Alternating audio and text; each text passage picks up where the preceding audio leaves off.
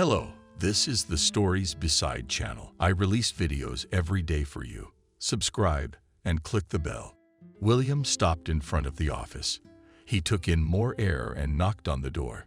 Yes, he heard the energetic voice of the agency director. When he heard the invitation, he turned the doorknob and stepped confidently inside.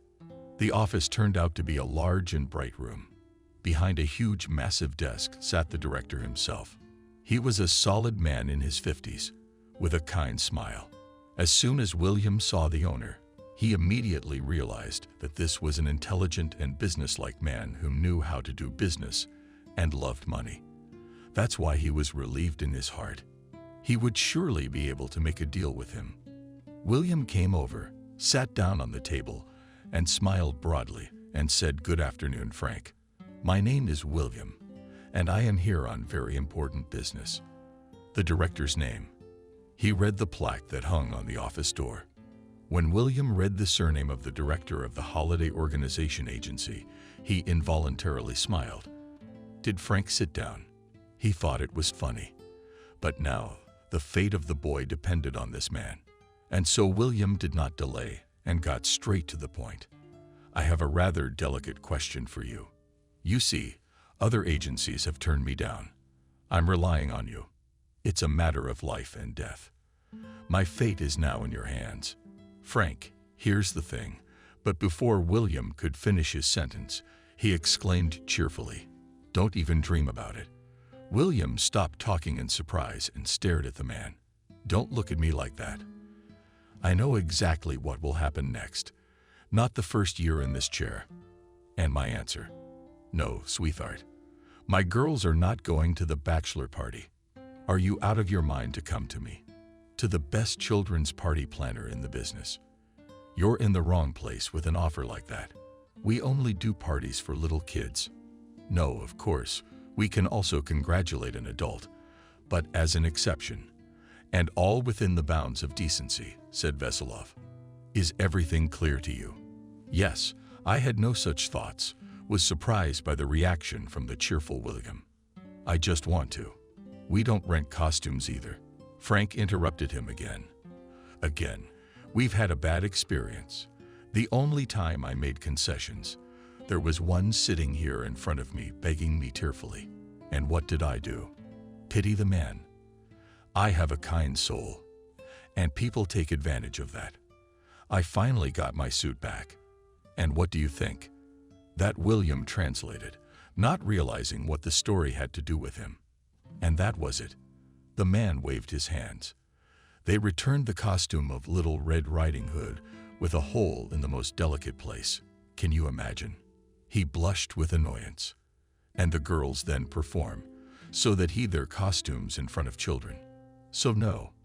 Young man, goodbye. I can't help you." And the man pretended to study very important documents. "Frank, wait a minute, you William. You were outraged, at least hear me out. I have urgent business, for which I will pay well. By the way," he looked seriously at once cheerful, "but please do not interrupt me. Outline." The man was interested.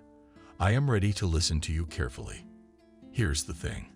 Slightly embarrassed, spoke William. "I need a girl, an actress without a costume." "Well, that's out of the question." Did he roar?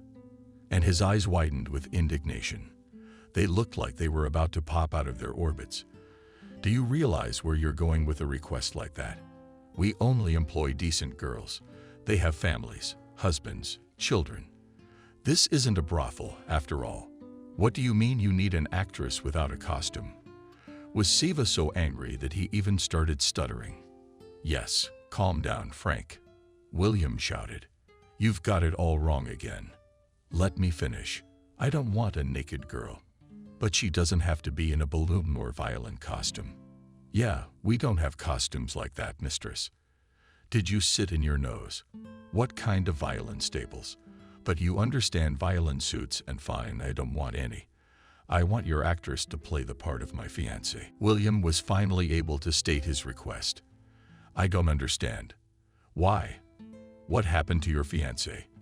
You could see that since the jolly one was really curious. "Nothing. I don't have one at all. You know, my parents are really worried about it. And to calm them down, I told them that I have a fiancée, that I've been with her for a long time. And we're getting married. How was I supposed to know they'd want to come meet her? And in 2 days, they'll be here. And that I'd tell them there's no fiancé, that I lied. That's why I want to rent a girl. William said, and realized how absurd it all sounded. Well, maybe you could ask some girls you know, maybe someone from work. The director asked sympathetically. I can't. I don't have any women I know. Yes, did the strength. Oh, this modern youth, but still cannot help you. There's no bride for hire service in the press. And the time is New Year's Eve holidays, matinees. All the girls are busy. We don't have any free ones, as they say. You know Christmas. Well, please, Frank, think about it. I'm prepared to pay very well, really very well. Trying to persuade the cheerful William, a flame of greed lit up in the headmaster's eyes, but quickly faded, and he said in a firm, non-accepting tone, I wish I could help you, but I can't. I'm sorry, and good day to you. Of course, from the cheerful Frank was very fond of money and would be only too glad to earn some, especially on Christmas Eve. But he was afraid that this young man might be bribed by competitors who wanted to ruin the reputation of his fine agency. Frank glanced again at the visitor, who continued to sit back in his chair, and begged to look at him some more. And I repeat, I say again, there is nothing I can do to help you. Goodbye. William sighed and walked out of the office, immersed in his thoughts for 2 days, and his parents would be in his apartment eagerly awaiting to meet his fiancée. But he didn't have a fiancée or even a girl he knew. He was walking down the corridor and thinking how to find a way out of this difficult situation. Suddenly, the door opened abruptly in one of the offices. If William did not dodge, it would definitely crack him on the forehead. And a pretty miniature girl flew out of the room. She was in such a hurry, it turned out she couldn't see anyone in front of her. The young man said grudgingly, Actually, it is possible, and more attentive. The girl took the phone away from her ear and whispered, for God's sake, sorry, and then returned to the conversation. How can it? You're a cab, which means you don't have any cars available. Let me pay double the price. I need to leave urgently. Do you understand or not? It's very urgent, very urgent. No, I can't wait half an hour. She listened and looked at the phone for a few more seconds and said angrily, What am I supposed to do if you don't have cars? What kind of day is this? Everything is upside down. After all, I was standing next to him the whole time listening to the conversation. Suddenly, he suggested, Let me give you a ride. It's a long way. And the guy did not have time to finish the sentence because the stranger grabbed him by the arm and dragged him to the exit of the building. God sent you to me. Please, young man, just take me. I'll pay you. It's very urgent. William didn't even resist. Only on the porch, said the girl. Wait, first of all, let go of my hand. I need to get my keys. And secondly, where do you have far to go? Not at all to me. There's a kindergarten 2 steps away from the bus stop, you know. That's where I'm going. William was surprised. The stranger seemed too young to have children. Maybe a nephew. Why do you need a kindergarten? Asked the boy. She looked at him with a surprised look, but answered, My son called from the kindergarten. Liam has done something wrong again. I have to run, sort it out. About the territory. My name is Kathy, by the way, the girl said suddenly. I'm William. Nice to meet you. Without taking his eyes off the road, the boy said, Oh, William, here's the garden brake. Kathy shouted so loudly and so unexpectedly that William braked sharply. Kathy, what are you doing? We could have had an accident. He shook his head. Sorry, it's nerves, the girl said. Every day there are some problems, you know. What about your husband? Doesn't he help you at all? But I don't have a husband. Kathy took a deep breath and got out of the car. Thank you. You've been a great help. How much do I owe you? Oh, it's nothing. Nothing. William hesitated half a word when he saw that his passenger was already running towards the kindergarten door. So of course, she couldn't hear him. The guy was surprised at how nimbly she ran in her high heels, paling him on the sidewalk, jogging passersby. William had already started the cars, was about to move off, as suddenly the phone rang, called from work. So the man long and hard explained to his colleague where to find the necessary documents. And then he also took the same amount of time to find out why these papers were needed at all. In the course of the conversation, it became clear that it was not these documents that were needed, but others, and they were in the office of the manager. Finally, William finished the conversation and, throwing the phone on the passenger seat, wanted to move, but this time he noticed Kathy. She was holding the hand of a boy who was struggling to walk. The guy didn't realize how he opened the door and shouted to Kathy, "Come on, hurry up, I'll let you down." The girl began to look around, not realizing what was calling her. But noticing William, she smiled and led her son to the car with a quick step. "You're still here. I thought you had already left," the girl said, surprised. "No, I didn't have time. I was on the phone for a long time. And then I saw you coming back." The guy smiled, trying to see the boy in the rearview mirror. There was something about the kid's face, so William couldn't help but wonder, what's wrong with the kid's face? "He's just a little dreamer," he said of Kathy with a strange intonation. "What do you mean?" I asked in surprise, you see. And only now I saw the boy's face. It was streaked with green. Not all of it, though. Only his cheeks, chin, and forehead were covered with a hat. But from under it, a few more stripes of the same color could be seen. "Well, handsome," said William, barely restraining a smile. But when he saw Kathy's displeased look, he tried to be serious again. "So what happened?" he asked. The girl only opened her mouth to answer her, interrupted by the little boy. "Uncle, do you really like it? I don't pronounce it a little." Words mumbled the boy. It was obvious that he wanted to say something else, but his mother looked at him so sternly that Liam immediately changed his mind. And what happened was that Liam found the markers with displeasure, said Kathy with the word educator. She was distracted for a minute, and in the minute he managed to color himself. But that's half the trouble. And here's what the parents of the two girls who were also waved all over their faces with markers have to say. I'm even afraid to imagine where he found them. William wondered. The girl sighed and said, "I don't know. I only know that the markers are alcoholic and it will be quite difficult to wash it all off. And it's on the eve of a matinee. Snowflakes with battle green coloring," said Kathy, and involuntarily smiled Liam. Seeing that the mother picked up and smiling, hugged her neck and said, "You do not worry, they will be the most beautiful. It's a costume, Christmas trees. Look at me." And he pulled away from his mother so she could get a better look at his creation. "See, the green ones are the branches of the Christmas tree. And the toys Jenna didn't have time to draw me, and I drew them all flowers and balls. You know, it's beautiful." Kathy, looking at his son, only covered his mouth with his hand and slowly shook his head from side to side. William, driving the car, was laughing because he couldn't hold back any longer. "We'll talk to you at home," Kathy said, and looked at her son sternly. "Kathy, tell me the exact address." The girl named the street and the houses. The man exclaimed, "Yes, we are almost neighbors.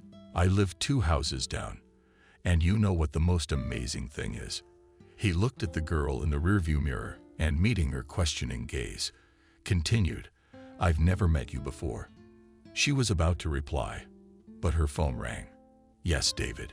"No, I'm sorry. It slipped my mind. Can I do it tomorrow?" "But David, I got it. I'll be there soon." Kathy replied bitterly and disconnected the phone. She turned to the boy and said, "Liam, I'm taking you to Aunt Maria's. You can stay with her until tonight."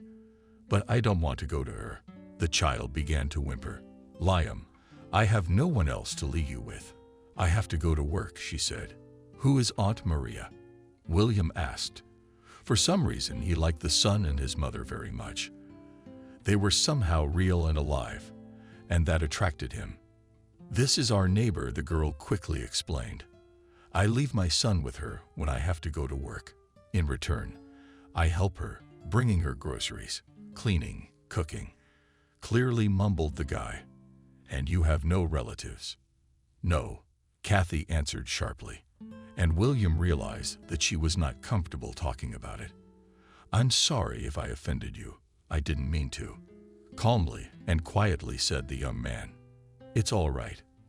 Kathy also tried to make her voice more friendly.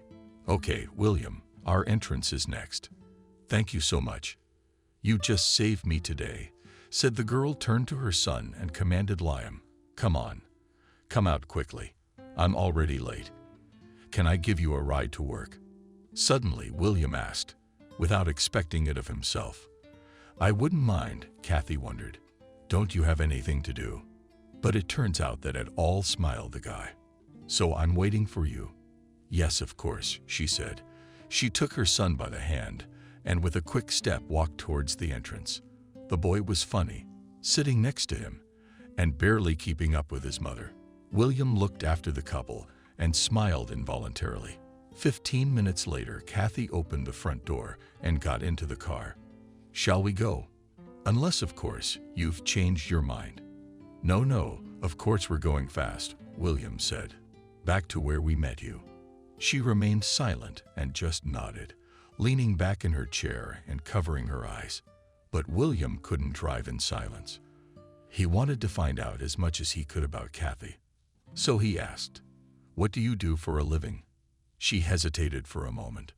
The question stumped her, but she soon answered. "To be honest, it is difficult for me to answer this question unequivocally. Actually, I'm an accountant at David's firm. But that's officially. And unofficially, I am a secretary and cleaner and sometimes even an animator." She said and sighed sadly. "How is it an animator?" surprised William. "I think you came out of the office of the cheerful director of the holiday agency. So my boss, David and Frank, childhood friends," explained. Kathy was silent for a while and then continued. "Sometimes when the fun one has a problem with the animators, my boss kind of rents me out. So here I am entertaining the kids in different costumes." She was quiet again for a minute. "What did you do of the fun stuff? Did you want to book a party?" "To be honest, I don't recommend using his services. His girls don't drink much. He skips out. And they might steal something." "No, we didn't have a deal. I had a rather delicate request for him," the guy said. "What was it? If it's no secret." "Of course." Kathy looked at William in surprise and added, as if apologizing for her curiosity, "Don't get me wrong. It's just that, knowing the man's level of greed, I'm very curious what you offered him that even the cheapskate refused." She laughed. "It's just that we all know that if you're fun for money, you'll do anything. You see, I wanted to rent a bride." William tried to answer as casually as possible, but in his opinion, he failed. "I mean a rented bride." "Why?" Kathy didn't even try to hide her amazement. "It's simple. My parents think I have a fiancé. They're coming over in 2 days to meet her, but I don't really have one." "Well, then tell me you don't have a fiancé. Why complicate things?" the girl asked. William thought for a moment. He didn't understand how to explain to his new acquaintance that his parents loved him very much and were incredibly worried that he was still alone. "The thing is that if my mom finds out that I don't have a fiancé, she will start matchmaking the daughter of her best friend again. But this girl is not my type." William took a deep breath and remembered Natasha, whom his mother tried to match him up with every chance she got. How messed up is that? Kathy stretched, trying to hold back a laugh. The new acquaintance seemed to her a serious, determined, and courageous man. Therefore, this situation seemed to her funny and even somewhat childish. How he is such a strong man cannot explain to his mother that he is not ready to start a family. Kathy, "Well, really, nothing funny," said William, and a little resentfully. "You just don't know my mom." "Well, yes," said Kathy. "By the way, did you offer out of funny money?" Is he grasping for every dime? Yes, of course, replied William, and briefly recounted Kathy's conversation with the agency director. Okay, Kathy thought for a moment. And tell me, please, what will your fiancé have to do? Your mother will not check how serious your relationship is, will she? Well, that is, the meeting will be without intimacy, right? Asked the girl, trying not to laugh. Well, of course not. Not even a sleepover.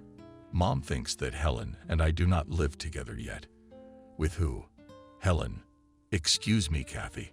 Yeah, that's the name of my fictional fiancé, according to legend. Got it, she said, and then she paused and said, listen, leave your phone number. You helped me out today, so I'll try not to be indebted either. I'll try to talk to my friend, but no promises. I'll call you later. Tonight's the night. Kathy, I'll be very grateful to you. You're so helpful. William was glad because he didn't believe that his question would be solved somehow. He dictated his number. Kathy wrote it down and hurriedly left the car and ran towards the building. William decided to go shopping and buy gifts for his parents. A few hours later, Kathy literally persuaded her friend to help her new acquaintance to live. I'll do it. Come on, don't you need money? Moreover, the guy is cool, calm, and a great car. Kathy, if he's such a great guy, why don't you go yourself? You'll play the part of the bride, and you'll make money. I think you and Bones could really use it. No, what did you say to Kathy? She actually really wanted to play the part of William's fiancé, although I didn't understand why. But she was scared, probably because she really liked the guy. So why not? My friend wouldn't let it go. I can't have a life, especially with no one to leave Liam with. Kathy was lying. Imagine, if I come to the meeting with a child, William's parents will definitely not be happy that their future brides already have a son. Why don't you go? You're pretty, he's cute. Maybe it'll work out. Kathy, no, I can't. We just made up with Ben yesterday. Kathy sighed. She knew Nancy loved her boyfriend, but they were always fighting and making up. And if they were in a reconciliation period now, it would be impossible to talk her friend into it. She gave up. Okay. Sorry, of course, Kathy said quickly, hearing the menacing expression in the receiver. I'm really glad you two made up. I just wanted to help that guy so badly. I thought you'd agree. Well, what's the problem? Help him yourself. Nancy, I almost yelled at you, but I said I can't. Kathy, think of a better excuse to convince Kostya to the neighbor and run to your William, Nancy said sternly. Well, first of all, he's not mine. And secondly, Maria can't sit with Liam.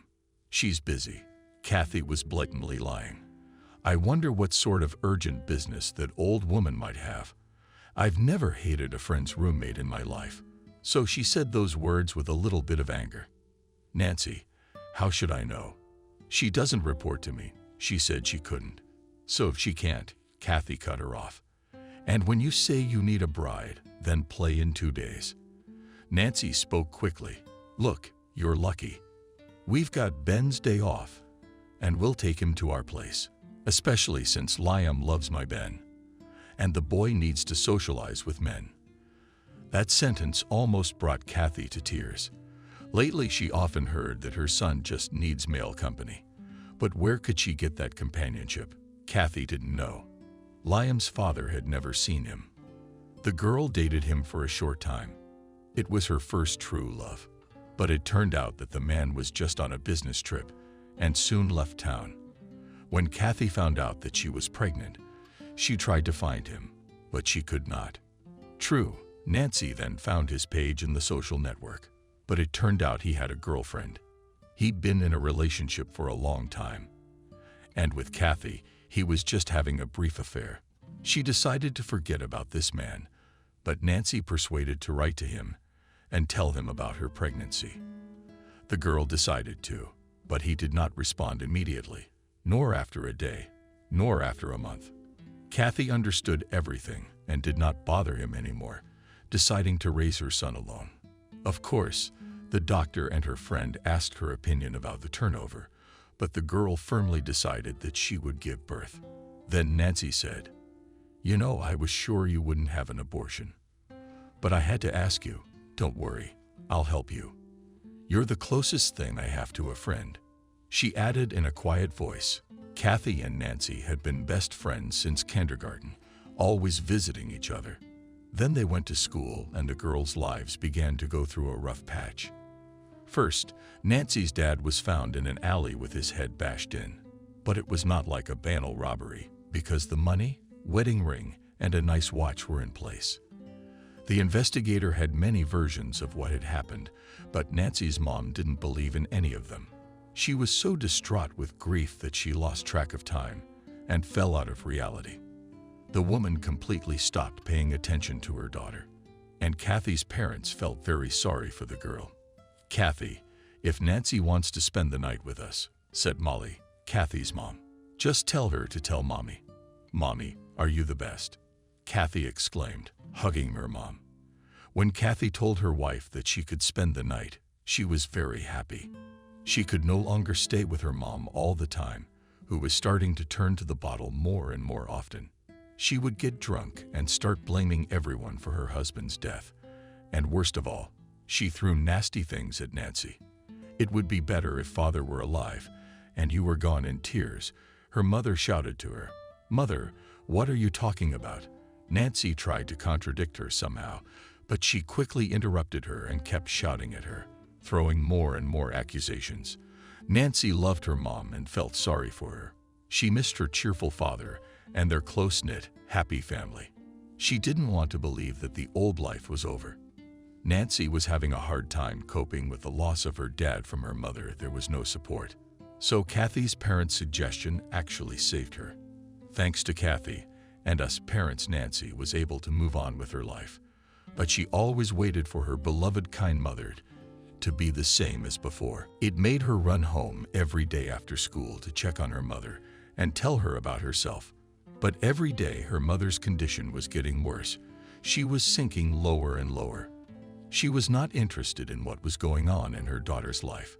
So the girl's heart was torn to pieces. Despite this, Nancy studied well, did well in school, and was just a great good girl. At the same time, everyone at school knew that her mom was constantly drinking, and she herself lived with her parents, a friend. But nobody interfered in her life. Kathy. Her parents dressed her, bought everything she needed, and even gave her money for school needs. Nancy realized that without them, she would definitely end up in an orphanage. She was grateful for their support and care. In fact, strangers to her people. Therefore, the girl tried to please them in any way possible. She always helped her wife around the house, cooked, cleaned, and did everything they asked her to do. "Nancy, you must be tired. Come on, go and have a rest," Molly used to tell her, but she only told her aunt. "Natasha, it's not difficult for me. I'm only happy to help you," and she said it very sincerely. She wanted to thank her saviors, but she couldn't do it any other way. When the girls were 13 years old, Kathy's father died. He was a young man of 42 years old who just didn't wake up one morning. There had been a cardiac arrest. At this point, Nancy was terribly worried about Kathy's mom. She had already seen the woman break down and sink after her husband's death. She was terrified that Molly wouldn't make it either. But Natalia didn't break down, but instead pulled herself together and kept her composure. At her husband's funeral, Molly didn't cry, but she only feigned calmness so as not to scare the girls and show them all the despair and pain. Then she withdrew from Kathy and Nancy and began to disappear to work all the time. Nancy took over all the housework. She cooked, did laundry, checked. The girl had almost stopped visiting her own mother because she had hit rock bottom and turned the apartment into a brothel where there were constantly many strangers to Nancy. Kathy had a hard time accepting her father's death. She withdrew into herself. She cried a lot and read a lot. Of course, she loved books before, but now they became her constant companions. Books helped the girl to detach herself from everything and be transported to a fairy tale world where there is no resentment and pain. She lived other people's lives together with the heroes of the novels to forget about her loss. Those around her could not understand how such completely different girls could be friends. Kathy was a romantic, completely unadjusted to life. And Nancy was a simple girl who, for her 13 years, managed to face a lot of problems and successfully overcome them. But fate is a strange thing, and she tied them with a strong thread for many years. But the girls' lives continued. They finished the 9th grade.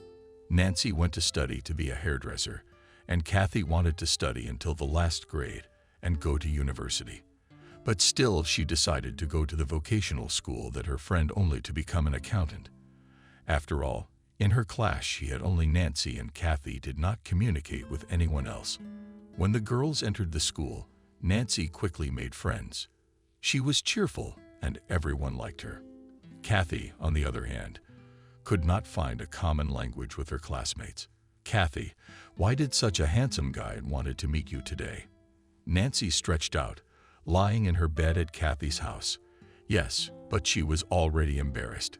"Kathy, I told you I don't want to date just anyone. I want to fall in love once and for all, like in romance novels." She rolled her eyes dreamily. Nancy understood her friend and accepted her for who she was. She loved Kathy very much and was grateful to have this person in her life. The girls started working part-time jobs early on. They were promoters, picked fruits and vegetables in stores, and went to the fields to pick strawberries or dill. During this time, Kathy's mother had little interest in the girls' lives, but she kept them fully provided for. It wasn't uncommon for Molly to come home late at night or go out on weekends. "Kathy, I used to ask Mom where she was all the time. She said she was working hard." The girl trusted her because she was sure her mother didn't drink. She never smelled of alcohol. But the girl noticed some oddities in the woman. For example, she began to dress differently. One day, Kathy met a neighbor who asked, "Kathy, Mom's not sick?" "No. Why would you think that?" The girl was very surprised and a little frightened. "It's just that I saw her with some people who were all in white, and I thought she was with the doctors," the neighbor answered. And after thinking about it, she added, "Okay, she's not sick, and that's good." Kathy was excited about talking to the neighbor, so she quickly went home. The girl wanted to talk to her mother, but she was not home. In the evening, she told her friend about her worry. "Kathy, be sure to talk to your mother," Nancy said worriedly. "Strange people in white outfits." The girl agreed. She, too, didn't understand who these people in white the neighbor was talking about could be. That same evening, when Molly came home, the daughter started a conversation with her mother. But as soon as she heard about the people in white coats, she immediately became nervous and told her daughter that it was none of her business. "You know I've been pulling you and your friend alone for years. Tell me, do I ask you questions?" "No, you stay out of my business. It's my life, you understand," Mom almost yelled at Kathy. Then she grabbed her jacket and ran out the door. "Mom, where are you going?" Kathy tried to catch up with her mother, but when she ran out into the street, she was already out of sight. "Kathy, I went back to the apartment. On the doorstep was waiting for her upset Nancy." "Kathy, Molly's right. She's been keeping me for a long time, even though she shouldn't. I guess I'm a guest. Let me go tomorrow." "Where are you going?" Kathy was crying. "It's impossible to live at your place. Stay, it doesn't matter.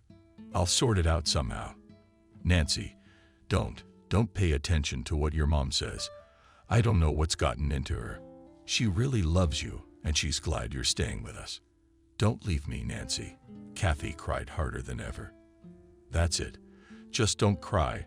Nancy put her arms around her friend and began to stroke her head. "I'm not leaving you. I'll talk to Mom tomorrow, and we'll work things out through the tears," the girl said. They talked most of the night and fell asleep only towards morning. They wondered what would happen in the future, dreamed, and in the morning they quickly left for college. The girls were not worried that Molly did not spend the night at home. It had happened very often lately. But when they came home from school, They sounded the alarm because Kathy's mom was still not home. "Nancy, is it just me, or did Mom never come?" Kathy stretched out. "Yes, I think she never came either." Nancy had already gone to the kitchen and noticed that nothing had changed there either. There were dishes in the sink from the morning. No one else had eaten, and the fridge was untouched. Kathy did not answer her friend. She quickly ran to her mother's room. The bed had been dispatched. All the things were in their places. The girl opened the closet doors and breathed a sigh of relief when she saw all the clothes hanging. She was afraid that her mom had left home, resentful of her. After that thought, Kathy had another thought in her head, and she quickly grabbed her phone. She dialed her mom's number, but it was disconnected. "Nancy, the phone is off." Kathy sank to the floor. "What if something happened? I'm really scared." "Well, calm down. It doesn't mean anything. The phone could just be dead." Nancy tried to speak as calmly as possible. "So, what are we gonna do? Where do you think she might be? We have to make sure she's okay." Kathy couldn't calm down, so she peppered her hand with questions. "Hey, do you have Molly's work number? Maybe check there." "Nancy, it's evening." Kathy objected. "What's the point of calling work?" "Well, look, you and I stopped by Molly's work. Remember when she forgot her phone?" Nancy tried to help her friend. "Now, remember, there was a guard booth on the first floor." Kathy nodded. "And if we can't get through to your mom's office, we'll call the booth there." "Agreed." Asked Nancy, "But I don't have the guard's cell phone. That way we can find him easily. Your mom has a notebook where she writes down all the phone numbers she needs. I think I saw her in the hallway," answered Nancy and quickly ran to find the notebook. "Come on, take the phone. Calling the office, and I'll find the number." Kathy took the phone, dialed her mother's number once more, but it was still unavailable. Then she dialed the phone number in Molly's office, but no one answered. This was not surprising since it was almost 10:00 p.m. "Well?" asked Nancy, who had just returned from the hallway. "Kathy answers me. Mom became the head. Let's call the guard. I found the number for the gatehouse. What am I going to tell them?" Nancy looked at her friend thoughtfully and smiled slightly. Kathy was like that, kind, reliable, smart, but completely unfit for life. "Okay, let me make the call myself." Nancy picked up her phone and started dialing the number of the walk-in from her notebook. After a couple seconds, she heard a stern male voice. "Hello." Nancy was startled by the man's gruff tone, but she quickly pulled herself together and said, "Good evening. This is the builder." "That's right. Is the office closed now? Will it open at 9:00 a.m.? The security guard said quickly and was about to hang up. But Nancy reacted quickly and shouted, "Wait a second. Hold on, please. 1 second. Don't hang up. What is it now?" "Well, my mom is your chief accountant. Started telling my wife. And today she did not come from work." The girl tried to explain everything to the guard as accurately and quickly as possible. "You know, I'm really worried. Can you tell me what time she left work and whether she was even in the office today?" The man hummed and said, "You know, girl, I can't give you such information. I'm not allowed to." "Man, well, please, I'm really worried." It was Nancy's mom who almost cried. The girl's excitement was transmitted to her friend, who clung to the phone. On the other side, "Well, all right. Speak the name, your mom's name, her position." The man on the other end of the wire took pity on the girl. "Molly is the chief accountant." As quickly and clearly as possible, said Nancy, and waited for an answer. A rustling of paper came to the girl. Apparently, the man was leafing through a magazine and repeating under his nose, "So, listen, friend," said the guard, switching with the girl on the first name. "Something you got mixed up. We don't have any working for us, and the chief accountant's name is different." "What's that?" The girl was surprised. "Check again. You've definitely had a good look." For some reason, the man was angered by her words, and he said angrily, "What do you want me to do?" "I actually wanted to help you, and you so stretched the guard." I think I realized you were sent by someone to play a prank on me. Or is Sebastian testing me? Come clean." Then the man started cursing and yelling loudly. Nancy was frightened and hung up the phone. The girls sat in silence and looked at each other. After a while, Nancy said, "The security guard said that Aunt Molly doesn't work at their company and the head accountant's name is something else entirely." "I heard that, Nancy," replied Kathy very quietly, "but I don't see how that can be. I mean, she was taking money from somewhere." Nancy only helped her head in reply. "Nancy, and so for Mom, I'm afraid," said Kathy in a whisper and wrapped her arms around her knees. "First of all, let's calm down." "What do you mean, let's calm down?" Kathy screamed. "Mommy hasn't been home in over 24 hours, and I have no idea where to find her." "Kathy, let's go to bed now. It's getting late. We'll go to the police in the morning if your mom doesn't come back." But suddenly, she has a fiancé. Here she is in his living room. Nancy tried to convince her friend. True, she herself didn't believe what she was saying, but she really wanted to support Kathy. "What was life like for them?" "Through tears?" asked the girl. "She would have told me, warned me." "Well, maybe she was afraid to tell you. After all, you loved your daddy so much if it was Molly and was afraid you wouldn't accept her new man." "Kathy," I began to calm down thanks to my friend's words.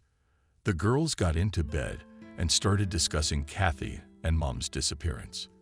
I fell asleep unnoticed. As soon as Kathy woke up, she immediately ran to her mom's room to see if she was back. But everything in the room was the same. The bed was still sent out as well.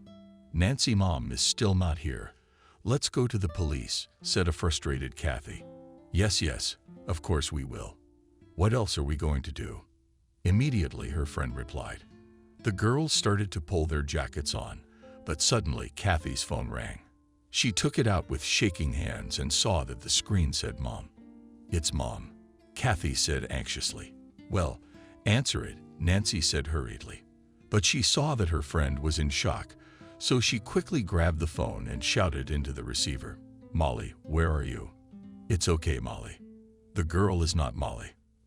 "Nancy," I heard an unfamiliar voice. "My name is Miranda and I'm..." "Who are you? Where did you get your mom's phone from?"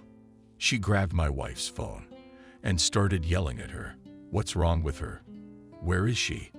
"Young lady, if you'll be quiet for a while and listen to me, I'll tell you everything." "Okay, I'm sorry." Kathy tried to calm down and control herself. "My name is Miranda. I'm a nurse at the regional hospital."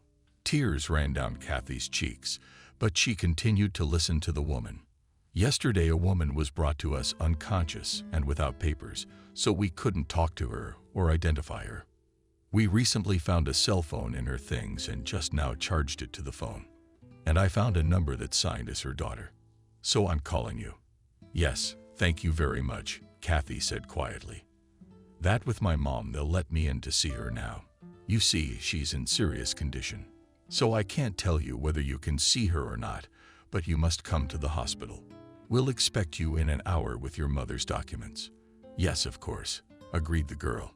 "Well, she is in the hospital with her mother." And with Nancy sprinkled questions, as from the Horn of Plenty. "Yes, in the regional," answered Kathy, and recounted to her friend the whole conversation with the nurse. "Well, what are we standing here for? Get dressed. Let's go." "Nancy," I handed Kathy my jacket, but suddenly I realized and took off my shoes. "What are you doing? Where are you going?" Kathy asked me in surprise. "We didn't take the papers." The girl quickly found Molly's passport, medical card, policy, and other documents in the drawer. She knew exactly where the papers were. In the apartment, there was a special drawer there with various documents. She kept her passport there as well. Upon reaching the hospital, Kathy dialed her mother's. The phone number was disconnected again. The girls did not know in which ward Molly was lying, so they had to spend a lot of time to find out. When they found out, it was too late. Kathy's mom had died without regaining consciousness. Upon hearing this news, the girl froze. She couldn't scream or cry. She just sat down and stared at one point. The wife did not understand how to support her friend, what to say to her, how to find the right words, and what could be said to give a person hope when he lost his closest and dearest soul. She just sat next to her friend and put her arm around her shoulders.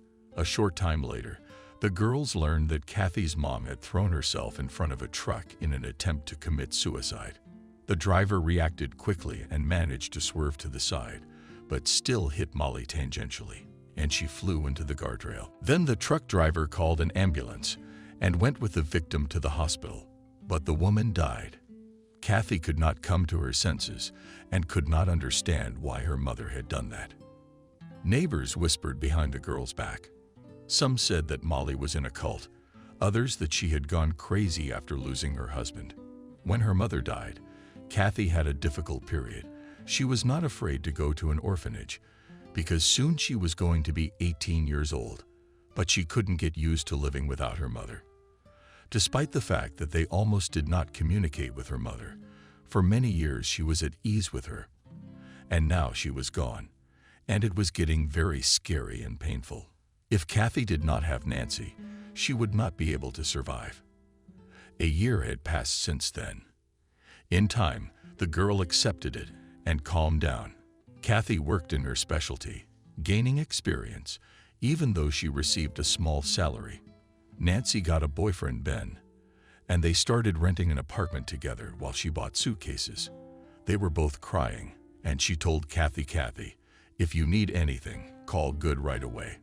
Kathy nodded, the other wiping away her tears. She really didn't want to be alone, but she couldn't keep her friend around forever either. Soon Kathy also met a guy and immediately fell in love with him with no memory. It was after this short relationship that she became pregnant, and it turned the helpless Kathy into a grown woman who learned to solve her problems on her own. Kathy, are you sleeping in there? Nancy stretched out, pulling Kathy out of her thoughts. So, bride-to-be, are you going to play? Yes, said Kathy, not expecting it. She heard Nancy's enthusiastic voice and smiled at her reflection in the mirror. Kathy, you certainly remembered everything. William was very afraid that the meeting would not go as planned and his parents would figure it out. And if that happened, his mom would start fainting. Or should I make a scene? Daddy will blame his son for not raising him that way, and men don't do that. And if James's older brother finds out about the deception, it's going to get really bad. He will remind the boy for a long time how he introduced his parents to a fake bride. William took a deep breath and looked at Kathy. She smiled and quickly retorted, My name is Helen. I am 24 years old. I work as a translator for your company. Okay. And no one will decide to test me on my language skills. The girl asked excitedly. I guess not, William thought. No, they definitely won't. Not Mom, not Dad, I don't know. If James were coming, he might. But he won't be here. His wife's about to have a baby. So it'll be all right. Kathy looked William in the eye, smiled, and continued, Your mom. Evelyn. Your father, Peter. Good for you. I approve more, the boy said. What's the best thing to talk about with your mom not cooking? Kathy replied quickly. Your mom really likes to cook. So if she hears the name of a dish, she'll want to cook it right away. That's right, said William, looking at his watch. But talk to your dad about everything. But don't argue. Just keep quiet. Agree. Okay, sure. So, then everything's fine. My parents are gonna be here any minute, so let's speed it up. Breathe in, breathe out. I wish you all the best of luck. Yeah, good luck, Kathy muttered quietly. Her anxiety was growing by the minute. She was beginning to regret getting involved in this venture, but she realized that she was doing it not for the money, but because she really liked William. Besides, Kostya liked the man very much. He kept talking about his uncle, who drove them home, and asked when he would come to visit them. The guest uncle just gave us a ride. We can't invite him to visit, hugging the boy. Kathy said, It's a pity. I wish I had a daddy like that. Kathy's son stretched out, dreamily closing his eyes. Oh, I forgot all about the champagne. I'll go get it from the fridge. In the meantime, you sit back and calm down, William said. On his way to the kitchen, only William left the room. The doorbell rang. Kathy, go open the door, shouted William. I'll be right there. The girl went to the front door and took a deep breath, counted to 3, and opened it. The landing was dark. She could hardly see the man standing in front of her. He was standing half sideways, so she couldn't see his face. Kathy naturally thought it was Papa William, so she loudly said, "Hello, Peter. I'm Helen, William's girlfriend. Come in, William. I'm in the kitchen now." "Where is it?" But she did not have time to finish the last sentence because she saw the face of the man standing in front of her. It couldn't possibly be William's father. "Hello, Helen," he said with a smile. "I'm James, William's brother." And then the light from the apartment hit the man, and Kathy got a full view of the guy. The girl was speechless, but quickly regaining her senses, she shrieked, "You!" James was surprised and began to stare hard at the girl's face. When he recognized her, he cursed softly and then whispered, "What are you doing here?" "Hi, James. You've already met my fiancée." Just then William came back from the kitchen. "Her name is Helen. How did you get here? You weren't supposed to be here. Where are Mom and Dad?" Kathy didn't know how to act at all. She was just in a stupor. Of course she wanted to meet James again and get in his face for doing this to her, but at the moment, she couldn't figure it out. What was the right thing to do? If she started a scandal right now, she'd be setting William up for a lot of trouble. Especially she didn't want to make a fool of herself. James, too, was out of it, unable to control himself, gave Kathy a stern look and turned to his brother and said, "I'll tell you later how I got to you, but for now you go downstairs and help your parents with their suitcases, and you carry their things. Your elevator's broken. I'm gonna rest. Your girlfriend can get me some water. James, water. I'll help my parents." William quickly kicked off his shoes, threw on his jacket and ran out of the apartment. Kathy looked up at James. She gathered her thoughts, sighed, and wanted to start talking. But no sooner had she opened her mouth than he drove her against the wall and began whispering fiercely in her ear. "Look, I don't understand what you want and what your plans are. How did you even erase your trust in my brother? But I'm not gonna let you deceive him. I was just scaring you, Kathy." She didn't expect that reaction, so she didn't know what to do, which is just, "What do you want from me? How did you even know William was my brother? Did you just decide to finish the thought?" He didn't have time because he heard footsteps and voices outside the door. James stepped away from Kathy just before the door opened, but the girl couldn't move from the shock and just stood there against the wall. "Why are you still on the doorstep?" William asked in surprise. "I thought you had already eaten at the table." "Helen, what are you doing? What's the matter with you?" "James, are you scared? Don't worry about it. It's only at first glance." Formidable tried to joke William, trying to spank the girl from the wall. "Yes, it's all right," James said cheerfully. "We just had a deal." Helen was so interesting. "How did you two meet?" "Hello, Helen. Will you tell me how you met the wall?" Evelyn intervened. William's mother had already disrobed and undressed. She took Kathy under her arm and led her into the dining room. The girl was very confused, but she tried not to show it and answered all the questions. William's mother. William did not understand what was happening to Kathy, but he could not get his head around it. His father and brother, right from the doorstep, started pouring out all the news and telling him what interesting things had happened on the way when everyone sat down at the table. The boy tried to ask Kathy what had happened to her. He whispered, "No one has seen it yet." "Kathy, what's wrong with you? Did something happen?" "Yeah, I'm fine." The girl tried to smile. The atmosphere at the table was beginning to irritate. Peter was making a lot of jokes. Kathy laughed at his jokes and answered a lot of Evelyn's questions in parallel. The girl seemed to have calmed down, but she tried not to look at James.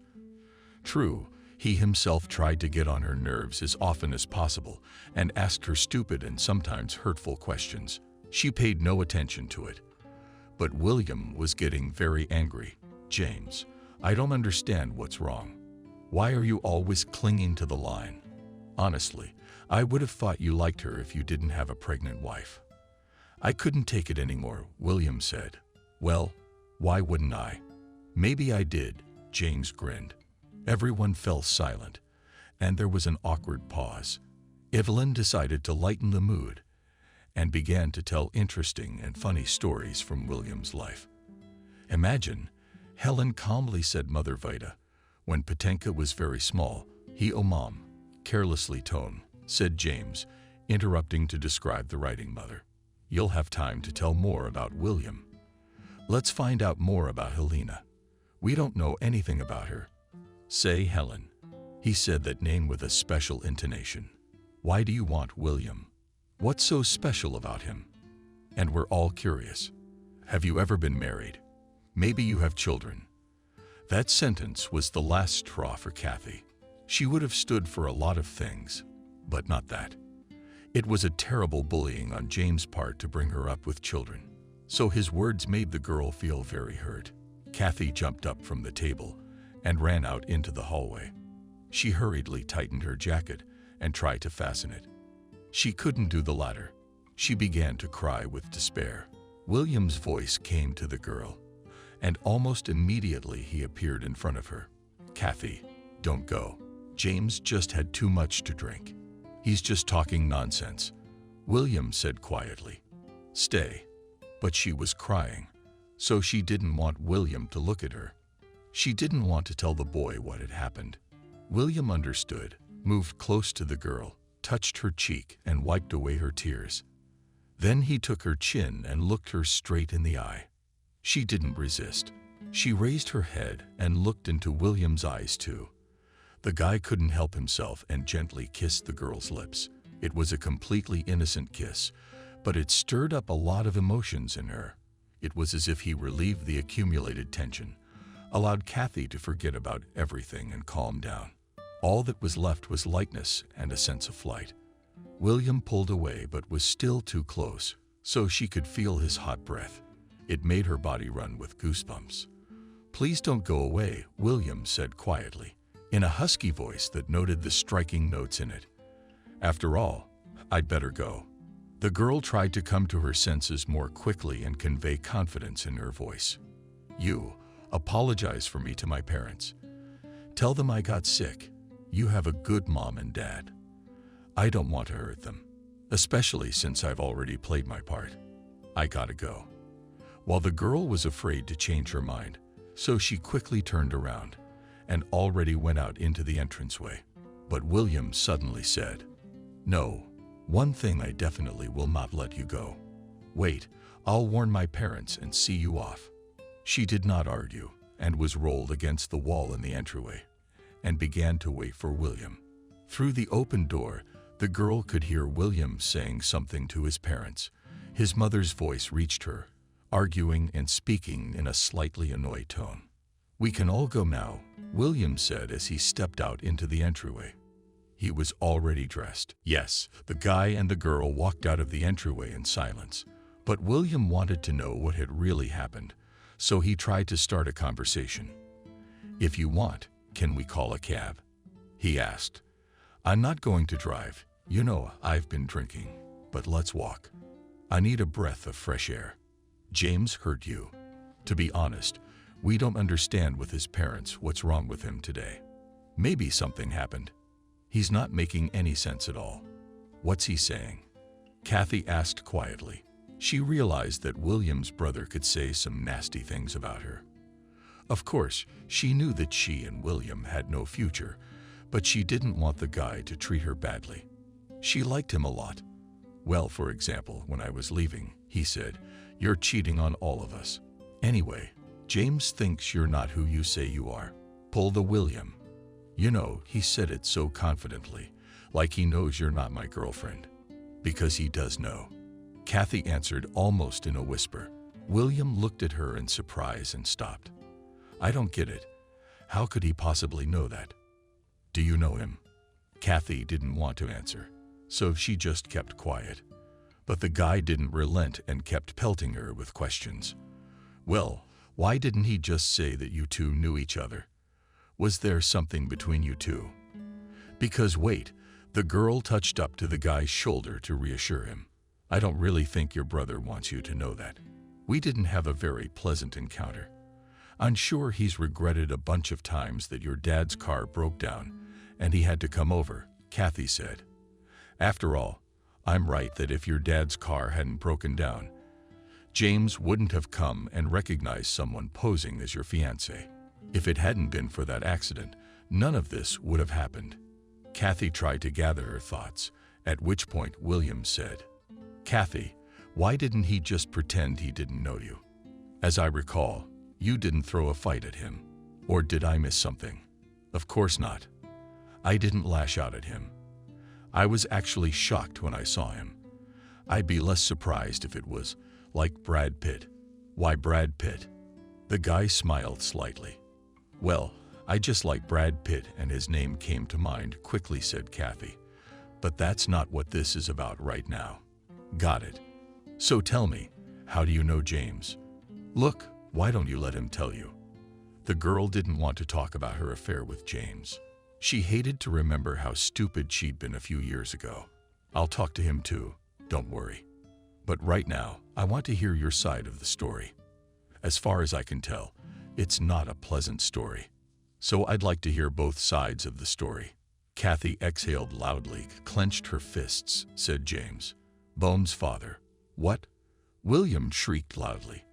Passing by an old lady with a dog on a leash, even jumped with fear and said loudly, You are not ashamed. Young man, you can't behave like that. I beg your pardon. William replied sharply. He was not interested in being polite and wanted to know the details. William stared at Kathy in silence, and the old woman, who had recently been frightened by the boys shouting, began to come closer and closer to them. She was curious as to what they were talking about. Kathy noticed this and relented. The woman, with an annihilating stare. The granny gave the girl a displeased look and grabbed her chit in her arms and carried her away. I told you that our history of acquaintance with James is not the most pleasant, Kathy said in a calm tone. But I didn't expect this, either, said William, who had recovered from the shock.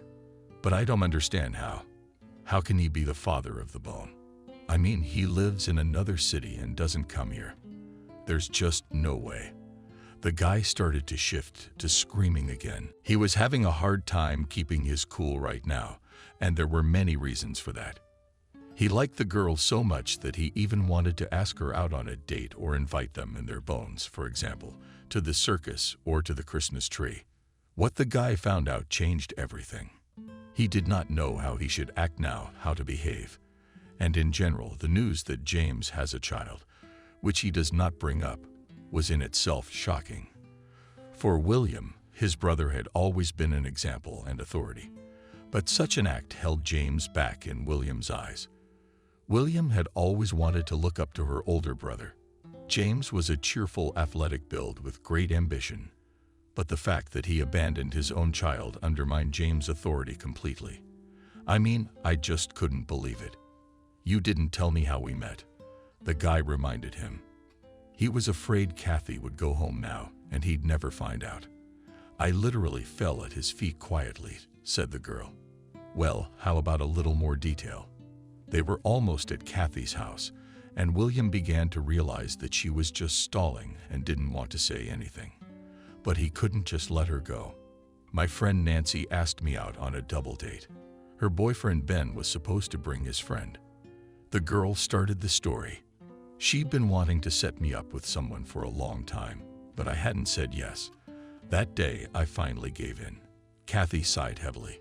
We went to a club, and this guy at the club had a few too many drinks and started hitting on me. And then he dragged me to the bathroom.